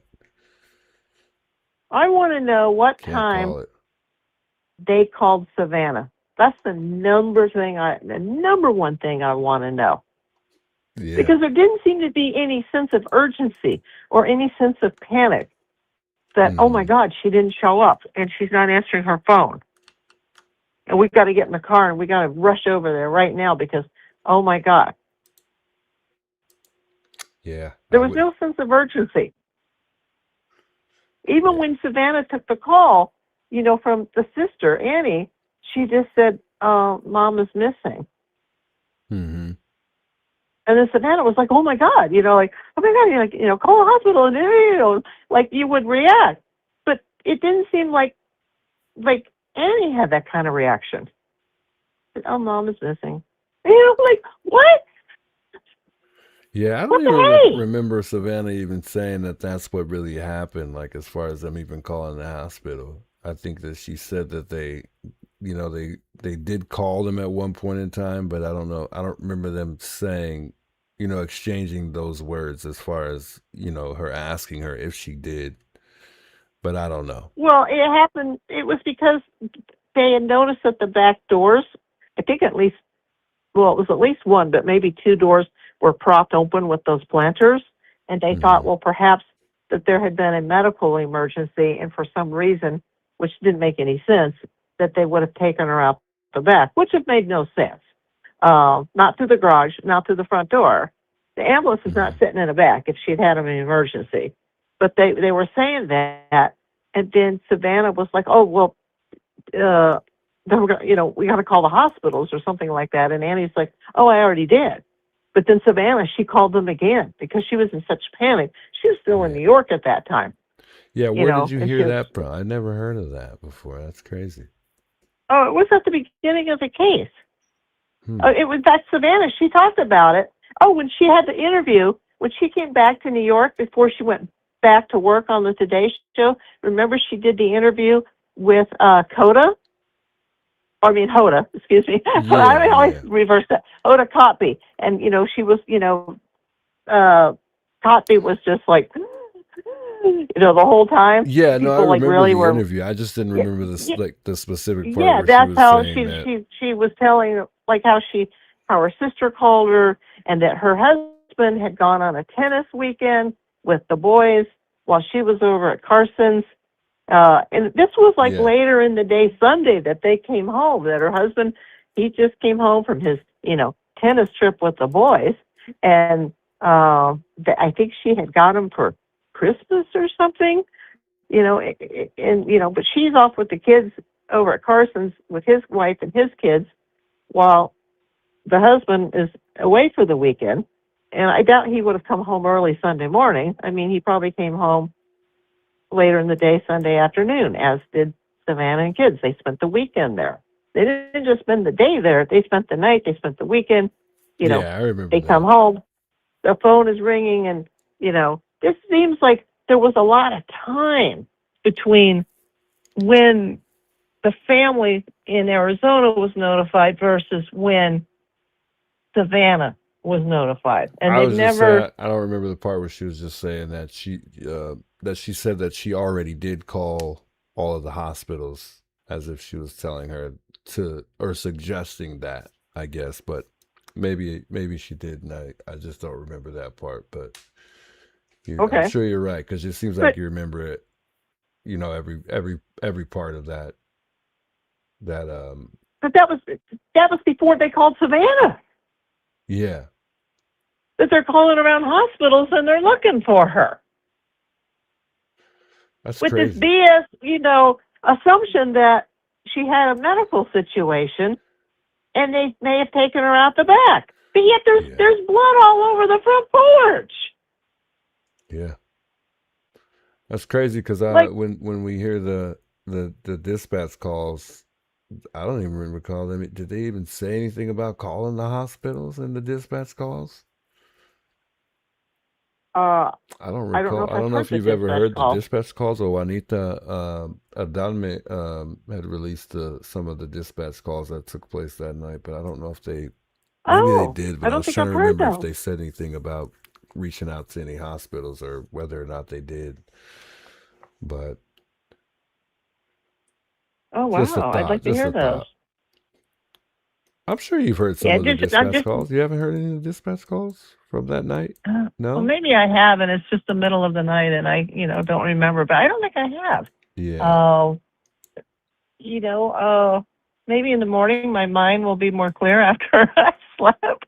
I was just telling my audience today, like, all these late night conversations are kicking my butt, but I had to listen to this, especially because I wanted to hear more about Nolan Wells, because so many people have been asking me about it, and I don't like to report on things that I don't know about yet. I mean, I've heard about it, obviously, but, I didn't know, like, the details. And now I feel like I'm more, up to date on what's going on because I listened to your show, which, thank you. I'm glad you did this. And, yeah, of course. It's just, it's a terrible situation, but I just have childhood memories of that area. When you said last night, you were like, oh, where's Horn Island? And I was like yelling at my phone, like, oh, I know where that is. Like, oh my God.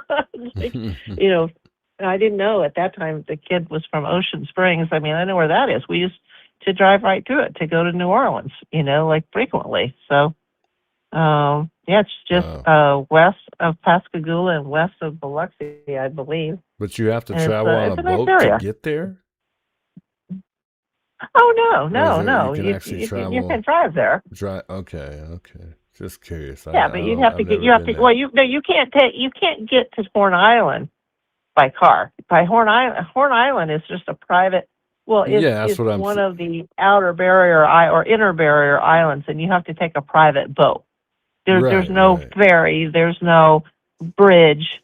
It's about 8 to 10 miles off the coast, depending on which port you leave from. Yeah.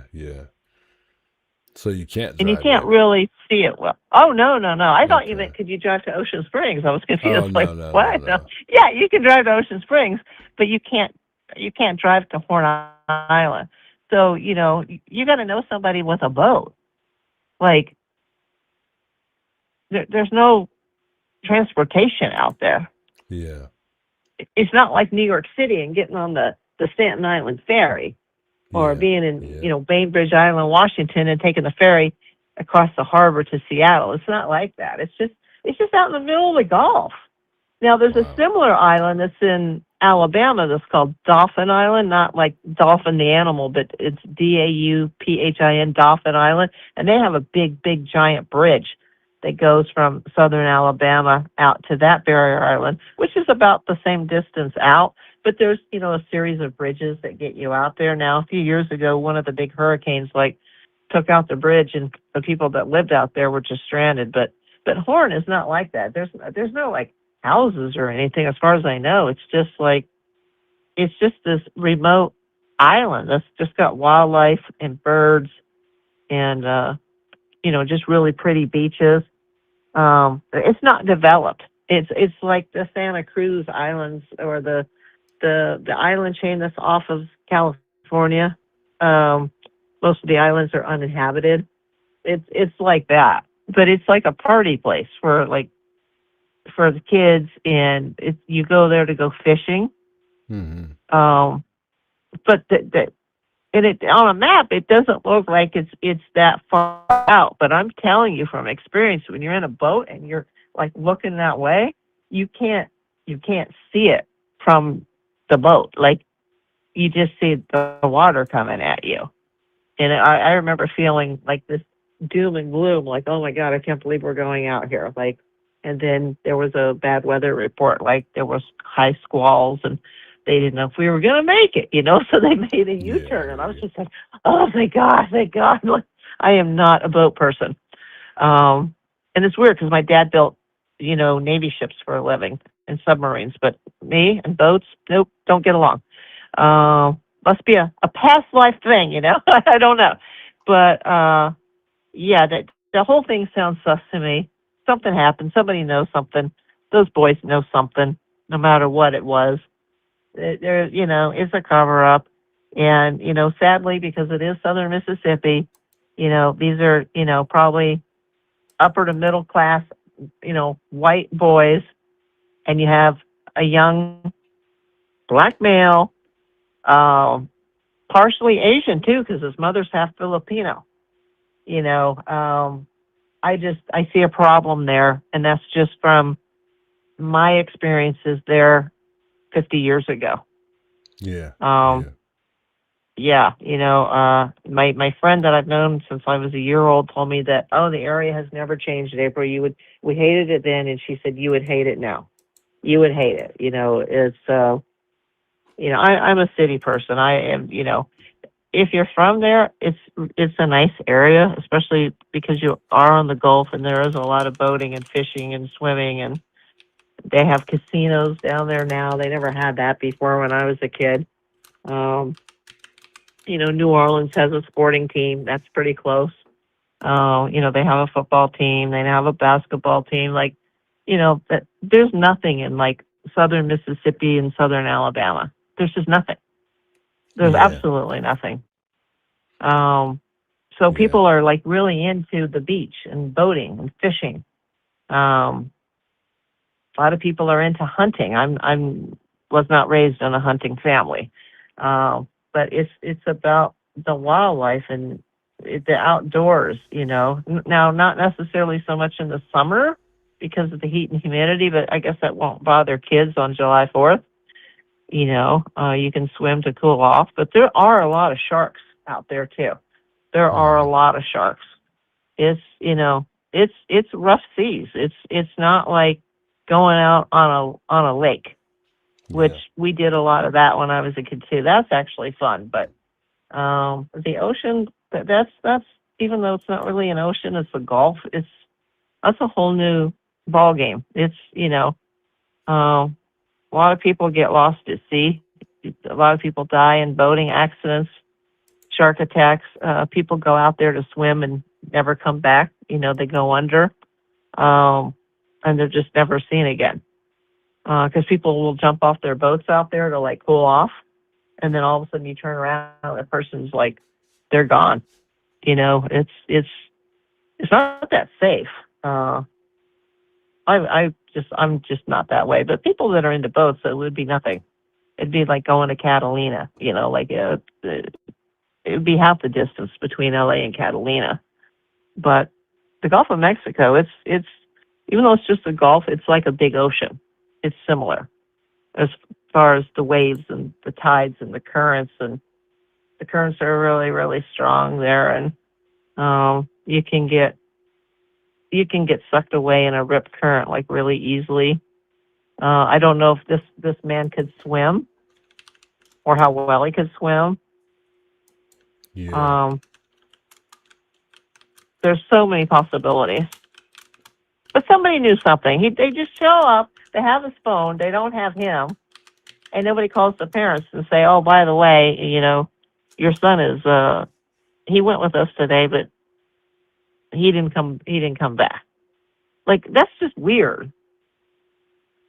Yeah, That they I'm didn't. not buying it either myself. It seems like something's not right. We all know something's not adding up.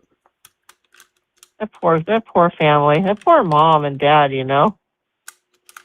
Yeah, they're strong though. They seem like they're pretty strong people. That's a strong lady. So is the dad. So I mean, I Yeah. think they're pretty humble and they'll be all right. I mean, and they seem like they're pretty smart and they're gonna take everything day by day, and that's all you can do. Just drops of water, one day at a time. So It's sad, but at least, like, unlike Nancy's case, at least this family, within 2 days, they did have their son back, even though the worst had happened. And they have since sent him, like, I think, was it to Washington, D.C.? yeah. For the second autopsy. But Yep. they, at some point, they will at least have what's left of their son. And with Nancy, it's day 166, and we don't know where she is. We don't know what's happened. What a horrible feeling for Savannah and family not to even know. I mean, it's one thing to believe, like, well, yeah, she's probably dead by now, but how and where? Yeah. Where is she? And then just having,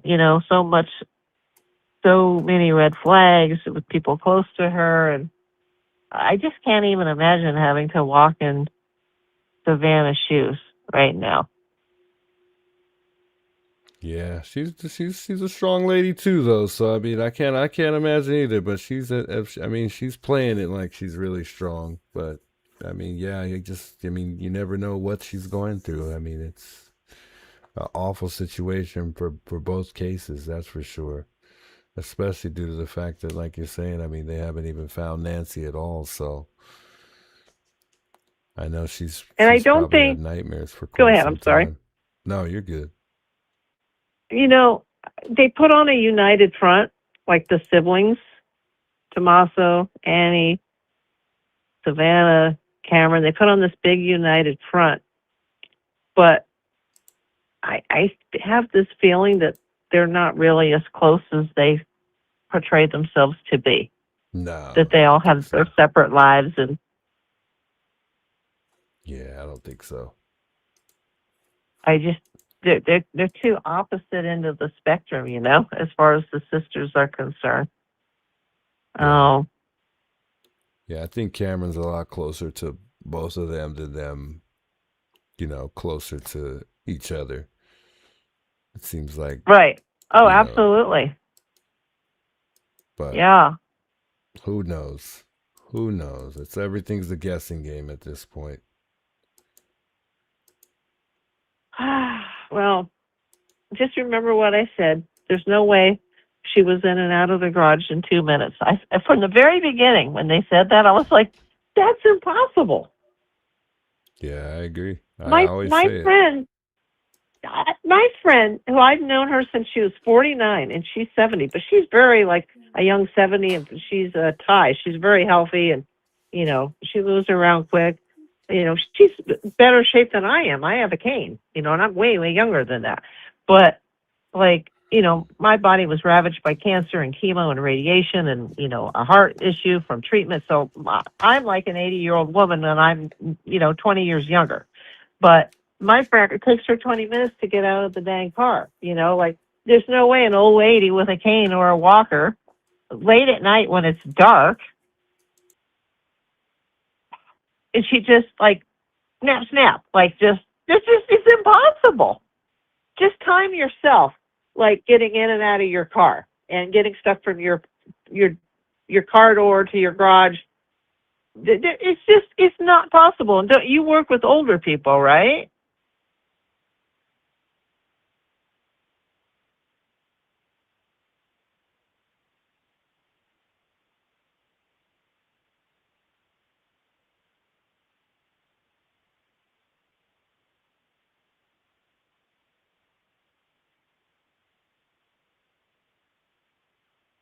Yes.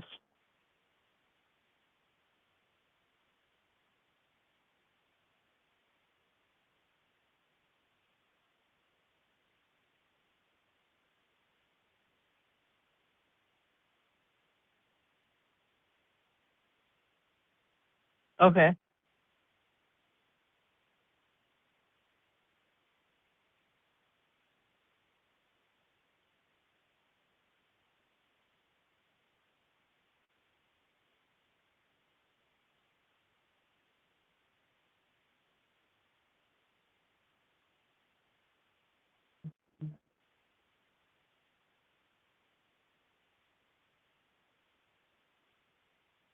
Yes.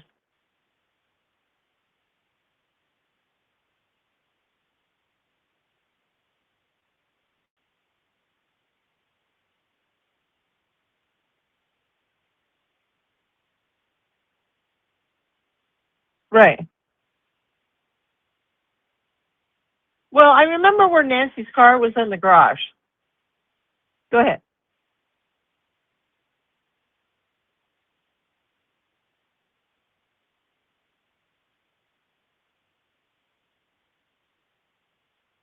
Yeah, some days Savannah said she couldn't make it to the mailbox without, like, she couldn't even make it to the mailbox. Like, somebody had to help her get her mail. And even if you remember when they showed, like, footage of the garage door open when, like, the police or the FBI was there, and you saw her car sitting in the garage, but it wasn't like, looked like a double garage, but it wasn't pulled all the way to the right or all the way to the left, but it wasn't really in the middle either. But yet it would be kind of narrow for another car to, like, pull in there. But even if a car could fit in there, like to the left of her car, so the garage door still has to take a few seconds to go up. And then you didn't have to slowly pull in. You're not flooring it into the garage from the garage door. And then you have to stop and put the car in park. And somebody has to open the door and take off their seatbelt and get out of the car. And then she's got her cane and her purse and whatever she might have taken home, with her from Annie Tomaso's. And then you've got to walk from that car to get up the steps. Like, wouldn't somebody have got out of the car? I and made apologize, sure she guys. got into the I had house? turned off my mic to speak to my That daughter, and doesn't I even forgot to make turn any it back sense. But they on. I'm didn't sorry escort about her that, into the guys. I'm house. back. Thanks And for then you letting have me to know go in the back chat, to by the the way. car, put your seatbelt on, start the engine, back the car out again, then close the garage. That all takes, there's no way you could do that in 120 seconds. It's impossible. Juanita, good to see you, Juanita. You can't convince me. And I know you're thinking the same thing I'm thinking, but everybody on my channel is innocent until proven guilty in a court of law, and I'm not going to publicly accuse anyone. But there's too many red flags, and I'm still leaning with my theory of the chef and the waiters. Yeah, that was a pretty good theory that Rucato had for sure. Yeah. I thought that from the beginning, that this wasn't a lone wolf. This is a group, and there's probably somebody that they're working for. Yeah. And then some of them are saying, hey, what about my Bitcoin? That's a possibility as well. Only a possibility, though. I think that story has not been completely told yet. The final chapter has not been written in regards to that person. We need something to happen here. It's very disturbing having a police department there that's in charge of this crime, which is, one of the biggest cases in the country. And you've got some guy who thinks of corruption, who may be friends with people he shouldn't be friends with. And I don't know. There's a lot of stuff that I don't think we're being told the truth. There's a lot more stuff that they know. Obviously, they're not going to release it publicly because it's a crime that's under an investigation. It's a criminal investigation that's ongoing. But it doesn't seem like they're on the same page with the FBI and vice versa. There's even dissension within the FBI between the Phoenix office, who's in charge of this, that's supervising the Tucson office and DC. And then you have the police, and nobody's on the same page. The crime scene was trampled. It was released too soon. It almost seems like it was intentional. They weren't looking for her. Why were they not looking for her? Why have they turned down every agency that has called to volunteer at their own cost, no charge? We will help you. We will look. Nope. We got it under control. And then, a week later, or 5 days later, whatever it was, Nanis was seen in public at a basketball game. Like, what? This is the biggest case in the country right now, and you're at a friggin' basketball game? Like, not a good look. Not a good look. And it's not a good look that Annie Tommaso, we don't even know where they are, and they have not done one thing to say, help us find our mom. I don't even know if they're in town. They could be in Italy. They may not be. But we haven't heard a peep from them. We just saw them, that time that they were at the memorial, and the time that they were in their car hiding their faces and the hoodie over Annie's head and their hands in front of their faces. Like, that's just not normal behavior if your mother was missing. If it was your mom, you'd be out looking. You'd be begging for help. Find my mother. Find my mother. You wouldn't just be like going into hiding when your mom is missing. Even if the worst happened and you had nothing to do with it, like, you would be like, oh my God, where's my mother? Well, I don't want to hold you too much longer because I want to get to this next call here. I got a caller waiting on this. Okay. So No catch problem. up with you on the next one, April. I appreciate you chiming in. The conversations are always great. Yeah, thank you. Thank you for taking my call. Anytime, and thank you for sharing your thoughts with me tonight as well. Okay. Good night. All right. Talk to you soon. Bye-bye. Bye. I know DJ was trying to chime in on a phone call. And I was trying to get her on the line here. I didn't think we were going to be on the phone that long. So I apologize, DJ. I didn't mean to keep you waiting there. if you want to call in, feel free to call in. I don't know if I see your number here. I'll be waiting on your call though. I don't think I see your number here. I thought I had it saved on here, but I don't know. Oh, I think I do actually have it on here. Is DJ still in the chat here? Criminal Network in the building, man. What's good, Alex, man? What's happening, bro?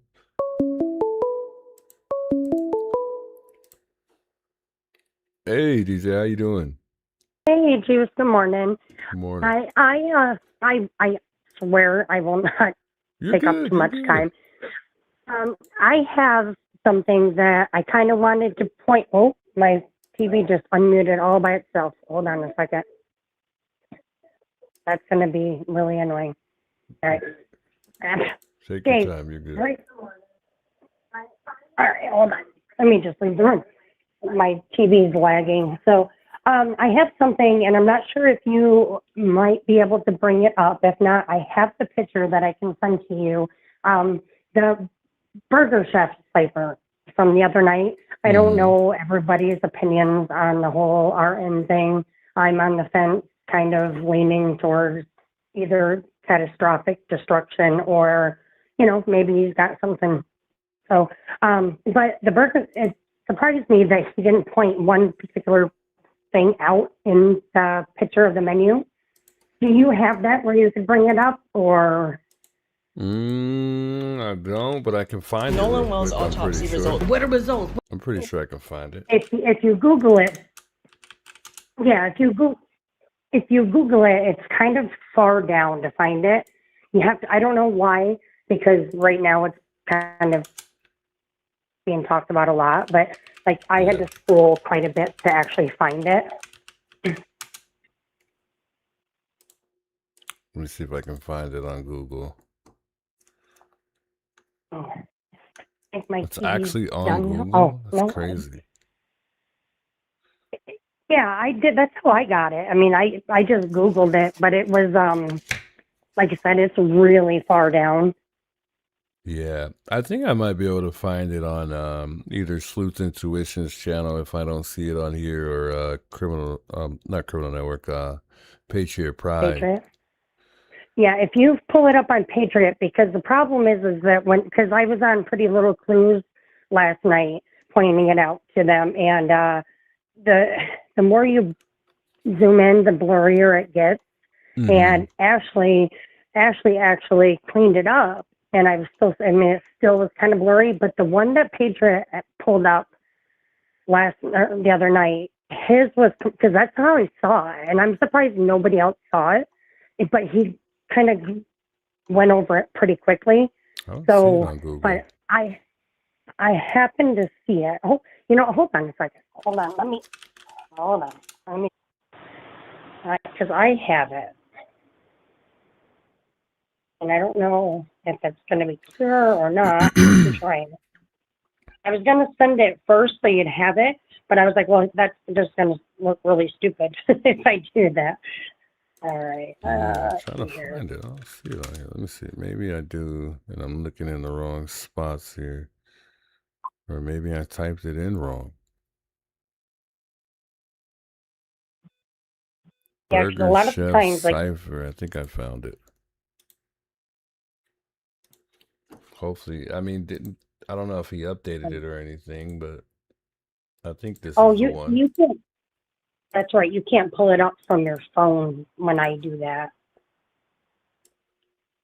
I'm an idiot. Yeah, I sent it to you in text, but I remember you saying a while back that you can't pull it up I got from it the here. phone. Cool. I'm trying to get back to you, Joe. I was in a panic and I just hit the off button on my TV, so now I got to like reload it up because I want to kind of see it. Now, It is small, but it's there. Is it on the right side, or where are we looking on the cipher? It's on the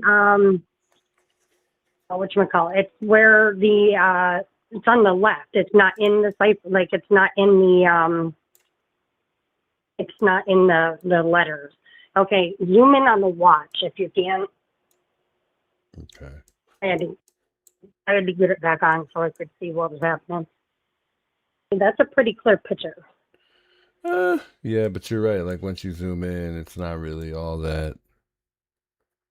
It's not all that clear. Yeah, I have high hopes that if as long as you don't go in too far, maybe. But it's definitely there. I just kind of wanted to bring receipts when I show it, and it's probably not anything, but the fact of the matter is that it's there, and I'm really surprised that Richard didn't say anything about it. No, look under. Yeah, see, it is blurry. Yeah. But people can probably look it up a different way, but it's definitely there under the 12, right under the 12. Interesting. It is actually the zodiac symbol, and underneath it says zodiac. Yeah, it's very hard to see what it actually says. It Yeah, is. you're right. It is, but like I said, when Patriot was going through it, like when Richard told him to zoom in on like the 340 next to it, he slowly passed it, and briefly, but it was slow enough. But I swear, like if you can get a better picture, I sent the one to you. I don't know if that one, like later on, if you could, and let me look at Try to this real sharpen quick. it a bit. Yeah, I'll sharpen it for up a some- little bit. for some reason, and it's, like I said, it's probably not like the hugest clue of the whole puzzle, but I just thought it was interesting. And like I said, why wouldn't he point that out? Say like, see, he actually stamped his name and his symbol to it. But yeah, it does look a little funky, but I guess Ashley and I think because he started playing with it a little bit too, and he was like, it is there, you can see it, and it does it, because the symbol looks funky, but it is, once it's cleared up, it's the zodiac symbol, and underneath it says zodiac. I was last night, or the other night, because you were on the panel, and I don't have because you're more interactive with people, and no offense to anybody else. I'm just saying that, like, I was like, oh my gosh, I wanted to like send you a message, but you were on the panel. I was like, I wanted to say, tell Adam to go back to the watch real quick. And so I was like, but I just figured I would point it out later on. But I just said, if you play with it, that's what it says. So I just thought people might be So a wait, little. what does it say again? What is it supposed to symbolize? It's got the zodiac symbol. Uh-huh. It's right under the 12. It's the 12 and then the zodiac symbol, and then underneath it says zodiac. And what is this? What is it supposed to mean exactly, though? Because I don't really understand the cipher like that. I guess I always had a hard time understanding the whole. Well, the cipher itself, I mean, like I said, I have a hard time following him saying that you take one thing out and it means another. I don't know. I don't really know the involvement that he has with that, and there's a couple different aspects of it. Like he definitely has mental health issues, which he's even admitted, and so like there's some things where I'm not sure where I fall on it, and I believe he believes it.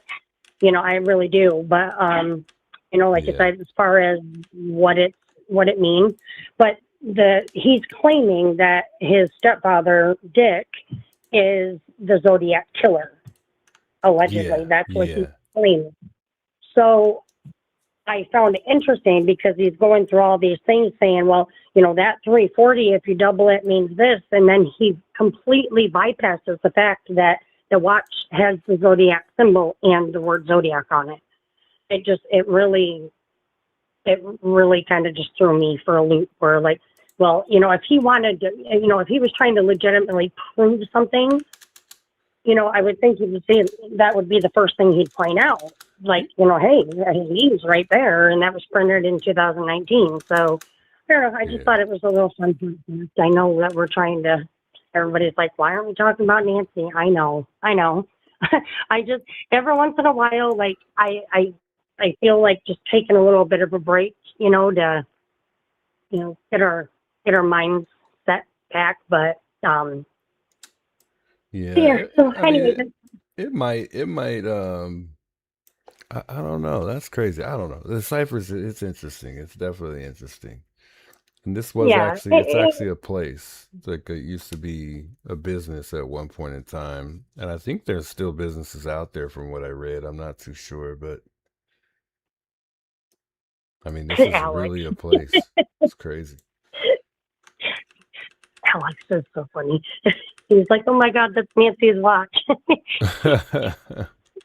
Go to sleep. This is the Apple Watch. Yeah, that's it. And now we know where it is. Mystery solved. What a dork. But yeah, like I said, if you could play around with it, or if anybody's interested, I just thought it was really weird that wouldn't be something he would first point out, because you can actually see it and you can read the letters. But it does. I don't know how, but it Hey, does. he might have mentioned it to Patriot. You never know. He might have mentioned it to Adam, and we just didn't catch it. Yeah, he gets in a time crunch and he starts getting nervous. So I get it, But I just thought I'd point that out. Like I said, it definitely does clear up the picture that I sent to you. See, like, I can only zoom in so far. If I could zoom in a little bit, but I can make it out. But so if you get a chance, check it out. But it does say that. I just wanted to say hi and say hi to everybody in the chat. All right, DJ, much love. And thanks for bringing that to my attention, too. Yes, and like I said, not like I said, I was going to say, congratulations on part of the court stuff. Thank you. And need prayers, because I'm not that I think you need it, but coming up, I think you'll do fine. But prayers anyway. Appreciate that. Thank you. I appreciate that a lot. All right, we'll see you soon. All right, you too.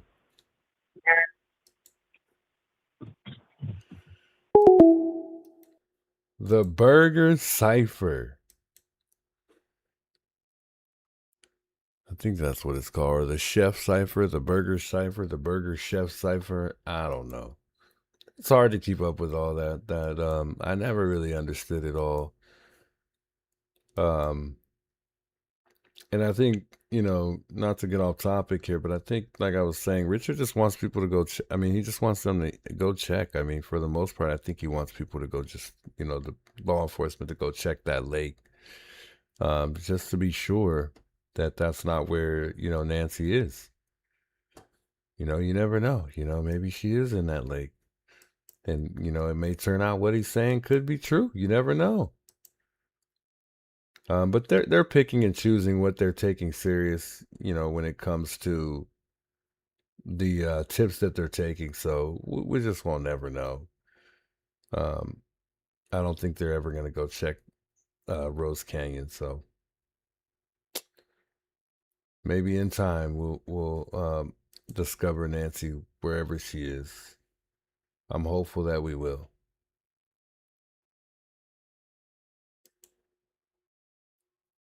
I think somebody sent me something. Oh, I think somebody sent me a bunch of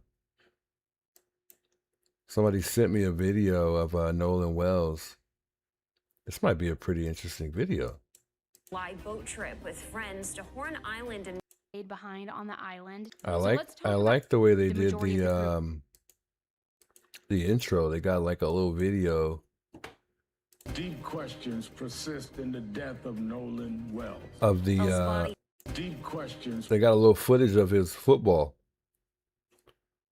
It looked like he might have been a pretty solid football player too. To make it public with no evidence that anything actually was afoot here, just a hunch, that says all I need to know about some people's motives in this situation. Family says the possibility that their son accidentally drowned and was somehow separated from his cell phone and keys does not add up. We just want to know what happened and why our baby didn't come home.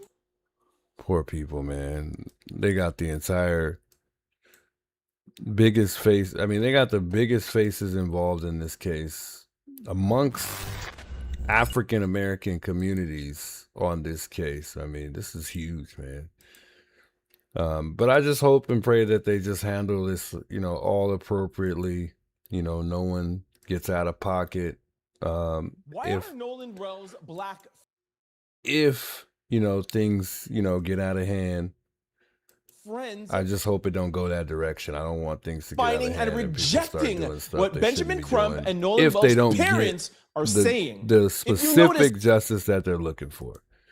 You know, and I think for the most part, listen. So far, you know, it's been 12 days since the loss of Nolan Wells. I mean, I think, you know, the fact that they were able to find his body, you know, we're going to get an autopsy report. You know, there's certain things that you know, the ball is moving. In other words, I mean, they're digging up information. People are talking. I think this is getting, for the most part, I think they're going to get, if not all, the answers that they're looking for in this case. To address this viral video that investigators have been studying, Wells's parents worried it showed their son involved in a confrontation, but Shepard said that's him, not Wells. That's the video I'm referring to. That's me yelling. Trayston Shepard wants the focus on his friend. I want everybody just to relax and let everybody mourn the loss of Nolan. The thing that irks me the most is how he ends off and says, I just want everybody to relax.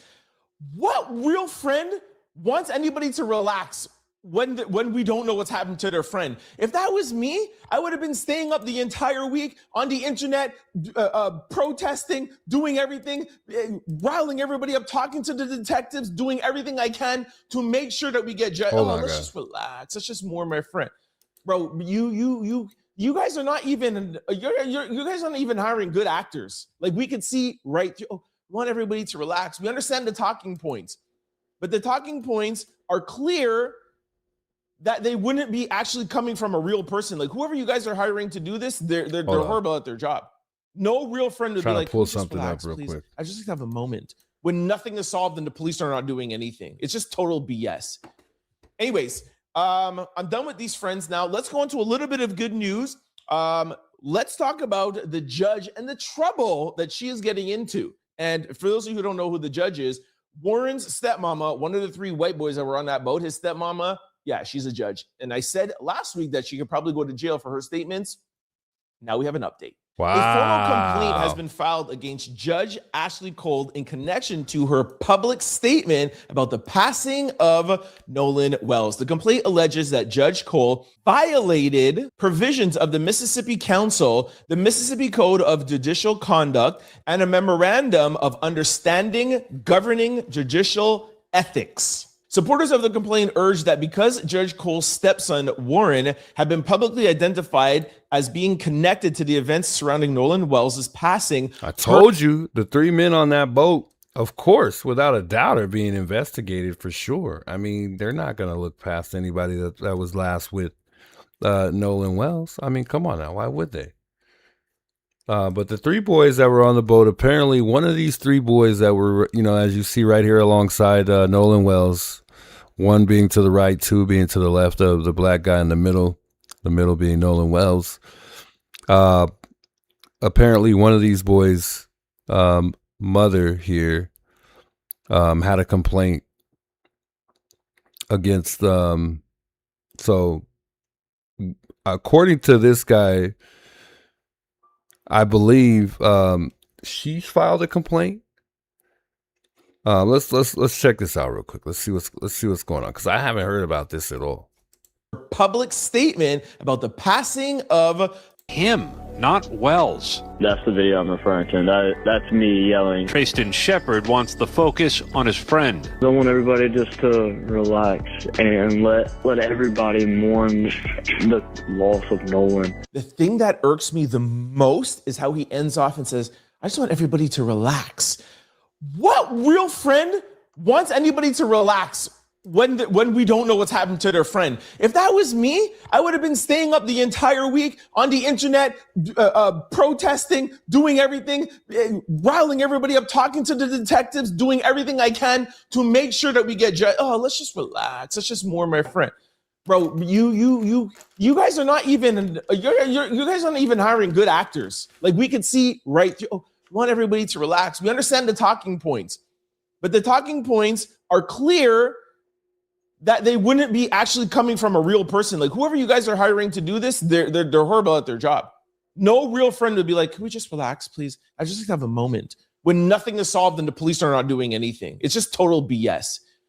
Anyways, I'm done with these friends now. Let's go into a little bit of good news. Let's talk about the judge and the trouble that she is getting into. And for those of you who don't know who the judge is, Warren's stepmama, one of the 3 white boys that were on that boat, his stepmama, yeah, she's a judge. And I said last week that she could probably go to jail for her statements. Now we have an update. A formal complaint has been filed against Judge Ashley Cole in connection to her public statement about the passing of Nolan Wells. The complaint alleges that Judge Cole violated provisions of the Mississippi Council, the Mississippi Code of Judicial Conduct, and a memorandum of understanding governing judicial ethics. Supporters of the complaint urged that because Judge Cole's stepson, Warren, had been publicly identified as being connected to the events surrounding Nolan Wells' passing, her public comments about the case raises concerns about impartiality and judicial ethics. Like I told y'all. The complaint asked Mississippi Judicial Oversight authorities to review whether her actions were appropriate and consistent with ethical obligations of a sitting judge. She's a sitting judge. I'm not one to gloat and say I told you so, but when something is this easy, I gotta say, I told y'all so. All right, let's move on to some other BS. Quote, "We do not rush. Sheriff says Nolan Wells' family deserves a thorough and factual investigation." People, if this were true, people would have been arrested a long time ago, okay? Let's go on to some other things that he said. Nolan Wells' family deserves a thorough and factual investigation. That's exactly what they're going to get. I think it's important that we do not put ourselves on a timetable, but I also think it is important to be diligent in gathering all of the facts. I told you all from last week that I do not like this guy. This is the same sheriff and team leader that said, oh, we don't see any evidence of foul play. Every single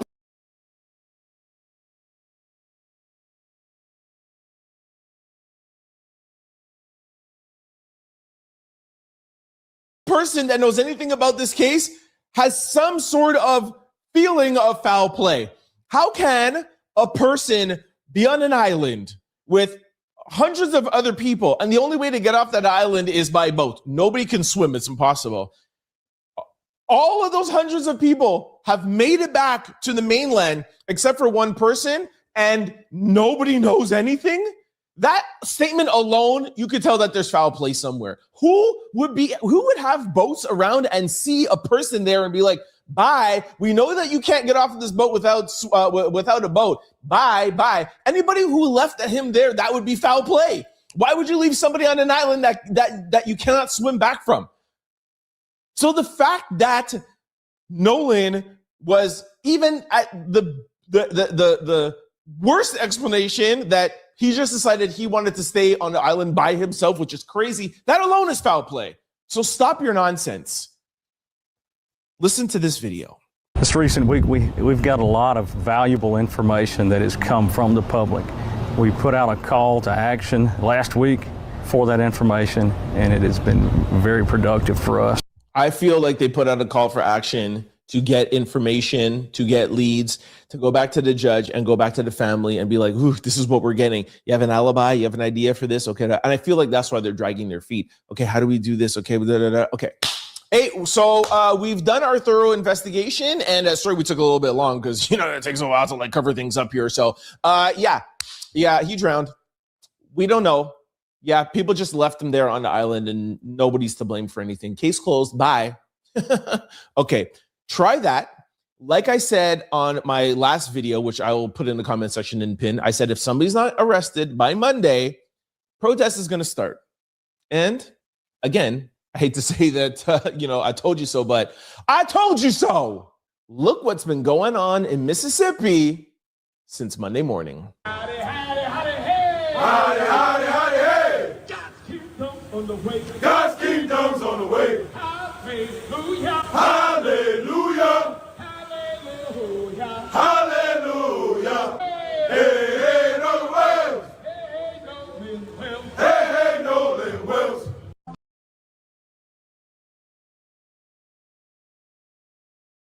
How many of us are troubled by the death of our beloved brother? Are we not troubled by it? This is why we're all gathered here, right? Because we are troubled in our spirit. We're troubled in our minds because many of us, that could have been our own son.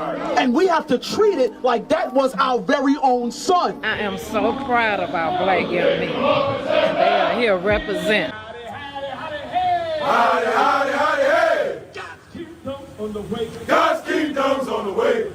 Hey, hey, Nolan Wells. Hey, hey, Nolan Wells. I'm so proud of my people in Mississippi. All right, that is all I have for you today. Apologies, I should have told you all that.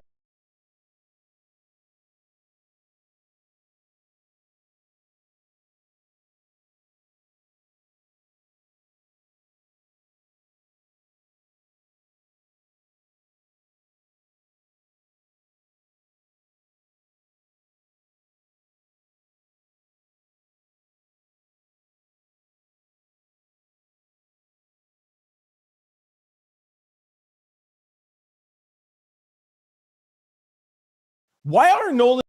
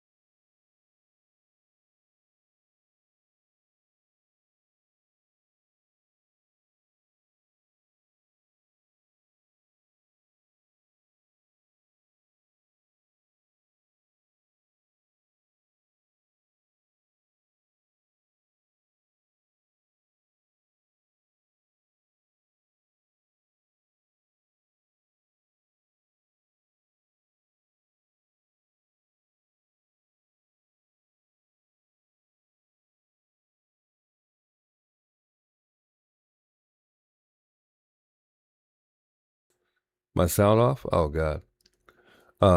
There's a very interesting video of a lady that put together a video of Nolan playing football. You guys didn't miss nothing. That's all I pretty much said.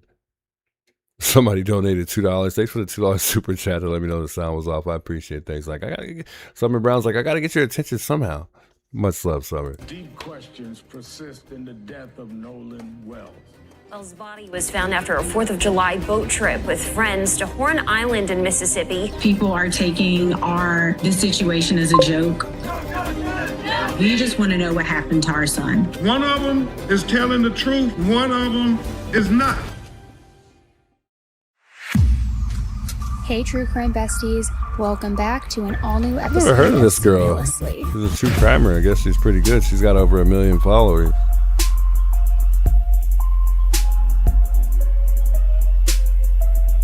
Nice intro. Looks like she's covered it all. Understanding of a case.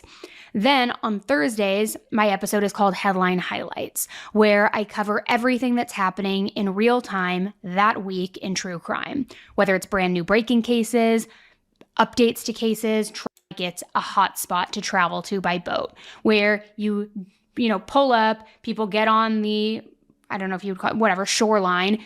People drink, they party, they hang, they play football, whatever it is you want to do, but you don't really ever go into the island because apparently there's like cactus, heavy terrain, lots of stuff, but it is something where like when you're out on the boat, you'll stop and party, which For me, I don't remember what the name of the island was, or if it's not technically an island, but in California, we would always go to Havasu, Lake Havasu. And there are certain parts by, the London Bridge and different areas where everybody goes and gathers, and that's where everybody parties. They're doing the boat hopping, beer bonging, going onto this shoreline, whatever it is you're doing. So it seems like, according to the attorney, that this was kind of a hot spot for the 4th of July. Up to 200 people either on the island or around the island that day. A photograph also has circulated publicly that shows Nolan on the boat with his arms around 3 of his friends, 3 of his white friends, which I'm saying that because it becomes a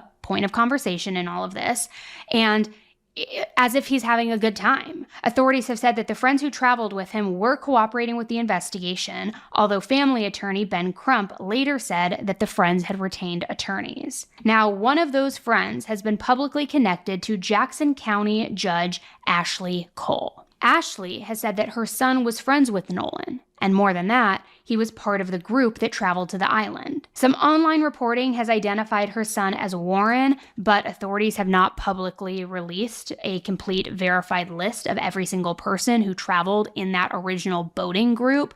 However, I have found that online out there. But the fact that Judge Ashley holds a position in the same county where the investigation is taking place, that has naturally fueled a lot of public concern about a possible conflict of interest. It kind of brings me back to the Murdaugh family in a weird way, where when you have people in positions of power and influence and you have children possibly acting poorly, and I'm not saying that her son was, we don't know yet what really happened, but it just allows for more room of the gray area, the cover up, corruption. And so a lot of people are calling this out as a conflict of interest. And I have to say, I don't love it either. I only muted a couple times. It fueled a lot of public concern, as a matter of fact. However, like I said, there's no verified evidence that she has influenced or participated in the investigation.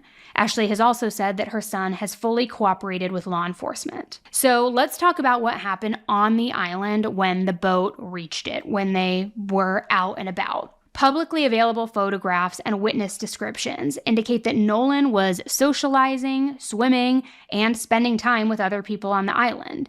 His family has emphasized, as I said, that he was a strong athlete. He was a capable swimmer, which is one main reason that they are skeptical of the preliminary suggestion that he simply drowned accidentally. Now, being a strong swimmer, of course, it doesn't automatically rule out accidental drowning, particularly if alcohol injury or a medical event was involved in any way. Even if you are a strong swimmer, if you have a seizure, or if you are under the influence, or if you get a leg cramp, or anything like that, of course, then there is still the possibility of accidental drowning.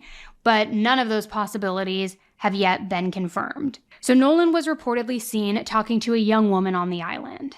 Early information circulated that he may have wanted to stay behind because he was interested in her or was, quote unquote, hooking up with her. Now, that description has been heavily repeated on social media, but no official source has publicly confirmed the exact nature of their relationship or whether they had any sort of previous romantic or sexual involvement with one another. So, to be very clear, it is fair to say that Nolan was reportedly talking to or spending time with a young woman on the island, yes, but it is not currently confirmed that she was either his girlfriend, that they were formally dating, or that they were sexually involved. And the detail that's circulating too of them hooking up and that characterization, it appears to come largely from online discussion groups and secondhand accounts rather than an official investigative finding. Also, it comes from loosely the friend group when they said, oh yeah, he wanted to stay back, hang with this girl, but the vocabulary of hooking up and that isn't outright stated. Although, I'm just going to play devil's advocate here for a moment. I think it's fair that that could be implied. Young kids on a boat, partying, possibly drinking, you meet someone, typically 9 times out of 10, you are probably going to hook up if you're hitting it off or you want to, or who knows. So the idea that somebody could stay behind. They're out drinking, they're getting drunk and having a good time. So, why wouldn't they, They might just hit it off. Who knows? Who cares? That's his business. He's 18. He's practically a grown kid. So, but he's still a child in my eyes. I mean, he's a freshman in college. I mean, he's like barely stepping into his adulthood, and he's not even a full, to me, you're not a fully grown adult until you're, 21, and to be, if we want to really get technical, 25, because that's when you really can actually do things. I mean, there's certain things you're limited on, in life until you're 25, but as far as in the drinking aspect, you're limited on that, up until you're 21. But most kids start drinking at, around the early ages of 17, 18. That's when that experience comes. So, I mean, whatever he decides to do on his trip is his business. Who cares? But, it seems like there was some type of altercation that took place at one point in time. And I'm just curious to know who it was between. Obviously, we know Nolan Wells was involved, but, who was it exactly that was, involved with him in this altercation? I mean, was it an older adult? Considering probably these older adults were drinking with these minors, which, to be technical, that's contributing to minors. But if not, was it, one of these younger, white kids that we see, or friends, I hate to even say it like that, but was it, one of them that got in an altercation with Wells? And what was it about? Why was it deep enough to go to the extent of somebody dying, if that's what this turned out to be? If that's where it started and it led to Nolan Wells' death. It's an unfortunate situation. I hate to see it, man. I really do. I got to watch more of this girl because I haven't really seen her before as far as the, somebody in the true crime community. She's got probably one of the biggest followings I've ever seen amongst the true crimers. It's crazy. She's almost at 2 million. Insane. Inspiring as well. Sheesh. Got to check her out. If you guys get a chance, if you haven't discovered her like I have, check her out. It's right there. It's Annie. I believe is it Elise? I don't know how to pronounce her last name. But check her out. It's right there in that corner up there. If you can see it, maybe you can actually. So we can click on this. Nope, can't see it. Never mind.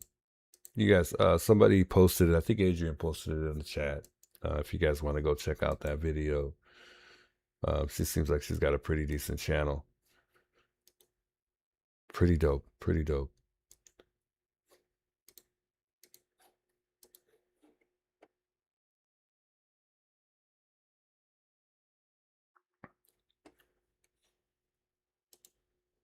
Those show before, during, and after the alleged to come to light. We just have to be patient and wait for it. But I have a lot of questions. And the biggest ones I have, and I have right here on my notepad, my laundry list of questions. And so I'm going to rattle them off because you may have the same questions. Here is what I want to know. Did Nolan actually decide to stay behind, or did he board or attempt to board the original boat? Who was the last verified person to see him alive? What exactly did this young woman tell the investigators? What do the complete videos show before, during, and after the alleged argument? Why did Nolan's friends have his phone and his keys? Was any phone data intentionally deleted, and if so, by whom and at what time? Why did the Coast Guard determine at approximately 11 p.m. that friend's initial call did not require assistance? When did the friends realize that Nolan had not returned with anyone else? Did anyone see Nolan enter the water? Where did Nolan enter the water in relation to where his body was found? Did he suffer any sort of internal injury that would have been visible externally? Will the tox report identify alcohol, drugs, or any other substances? Was drowning the cause of death? And if so, was the manner accidental, homicidal, or undetermined? Why do the accounts attributed to the friends and this young woman appear to conflict so drastically? And perhaps my most important question is what happened during the hours between Nolan's last confirmed sighting and the discovery of his body. You know why I think that he didn't drown? Because had he drowned, I don't think that they would have found him near the shoreline. Remember, I mean, they found him, near shore, and not to say a body, wouldn't come up near the shoreline. And, for all we know, that could have been the last location that he was in. But we know after time, and they say it, because we've looked this up many times, surrounding the Nancy case, perhaps she might have been thrown in water. And one of the things that led me to look it up was the fact that what we just talked about today, that somebody brought to our attention about Richard Nolan, but it wasn't about, the Rose Canyon Lake situation. But one of the things I looked up was how long it takes a body to surface. And it does say typically about 2 to 3 days. It takes a body to surface, once, a person's, dead or, whatever happens above water. Let's just say they're thrown in the water. It says about 2 to 3 days it takes for that person to surface. And they found his body on July 6th. Whatever took place on July 4th. So it took about 2 days for his body to come up. So obviously he was thrown in the water by somebody. I don't think he just fell in the water and then he was left there. He was left behind on an island. It's just not adding up. You see how that's conflicting and it's not really lining up. And not only that, he, his body came up on, the shoreline, which to me, I don't think, that would have happened either. But who am I to say? I don't know. But I think those details will come rather soon and we'll keep everybody updated on that. I would say maybe by Friday? Let's look that up real quick before I get out of here. Just for our own peace of mind, how long an autopsy takes to come back. And I'm assuming it depends on, I'm assuming all of them are rather standard. Maybe Friday's too soon because it says typically they usually take about 4 to 8 weeks to be completed. So it says I think it's toxicology, can push it to 8 to 12 weeks. In complicated or suspicious cases, it could take up to 6 months. I don't see that taking that long. And then the preliminary findings often are available within 24 to 72 hours. And this includes things like visible injuries, trauma, obvious causes. So they might get this by Friday, at least for the simple side of things when it comes to the autopsy. Not only that, they're going to do his funeral next week. So hopefully that goes well. We'll continue to keep the family in our prayers, but it's not a final cause of death. I guess within that 72-hour time frame, but within that 4 to 8 weeks, it is a full autopsy report. And they do the tissue,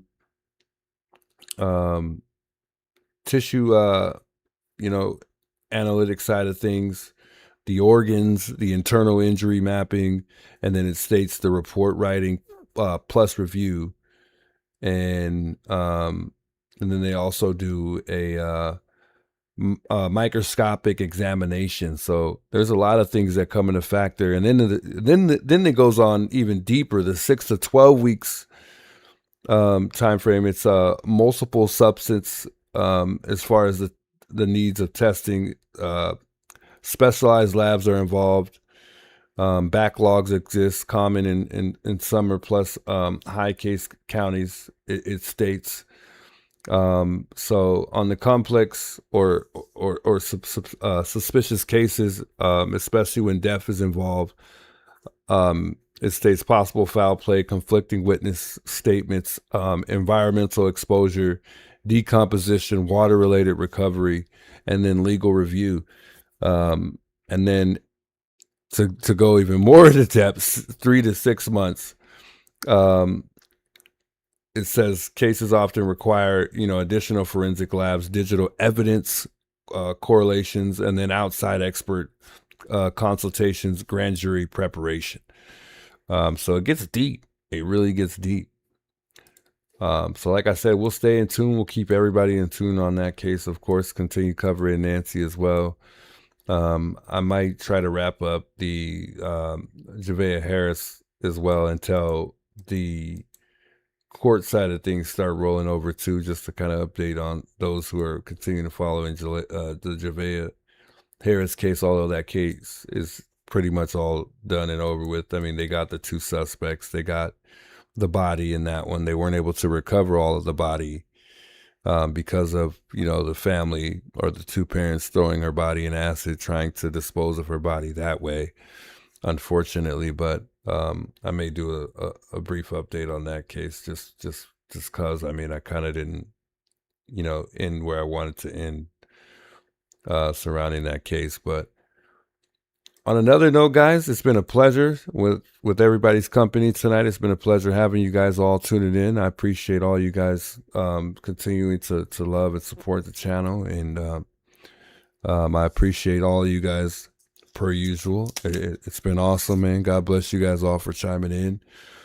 I don't know if Criminal Network's here, but I want to really it's raining this week, so I might not be able to get out and do the flyer thing. I would love to. It might be a good time, actually, because the weather hasn't been too bad. It might be even worse after the fact because it's going to be real humid. What comes after rain, and that's a lot of humidity. So, hopefully, we don't get as much rain today or tomorrow, and maybe we could get out here maybe either tomorrow or Friday. It's already about to be the weekend, just that quick. It's crazy. Thank you all, guys. It's been a pleasure with you guys tuning in tonight. I appreciate it. Once again, much love. God bless you guys all. I'll see you guys in the next one. Until next time, guys. It's your boy, the Juice. Much love, guys. Catch you in the next one, folks. Yeah. We won't bow down. Yeah. Yeah. They shut the gate too fast. Call it peace, call it class. But I see who they wave through, and I see who they ask to move. See y'all next time, folks. Have a good night. Lights on the same old block, same old story, same old talk. If your skin says you don't belong, they can make a wrong look strong. But the fences don't define us, and the fear they feel will blind us. Every face they try to hide still stands right here tonight.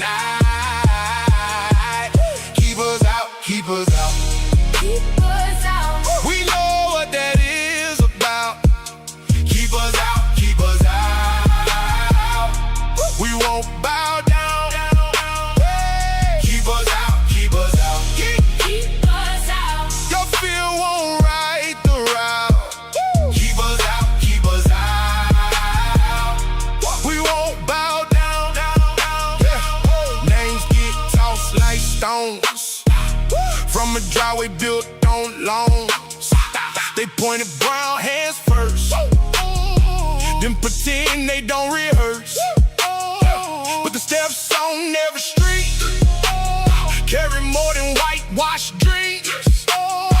We belong where we stand, no permission in our hands.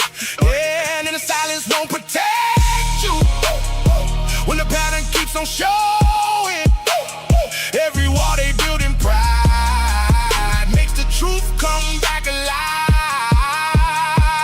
Keep us out, keep us out, keep us out. We know what that is about.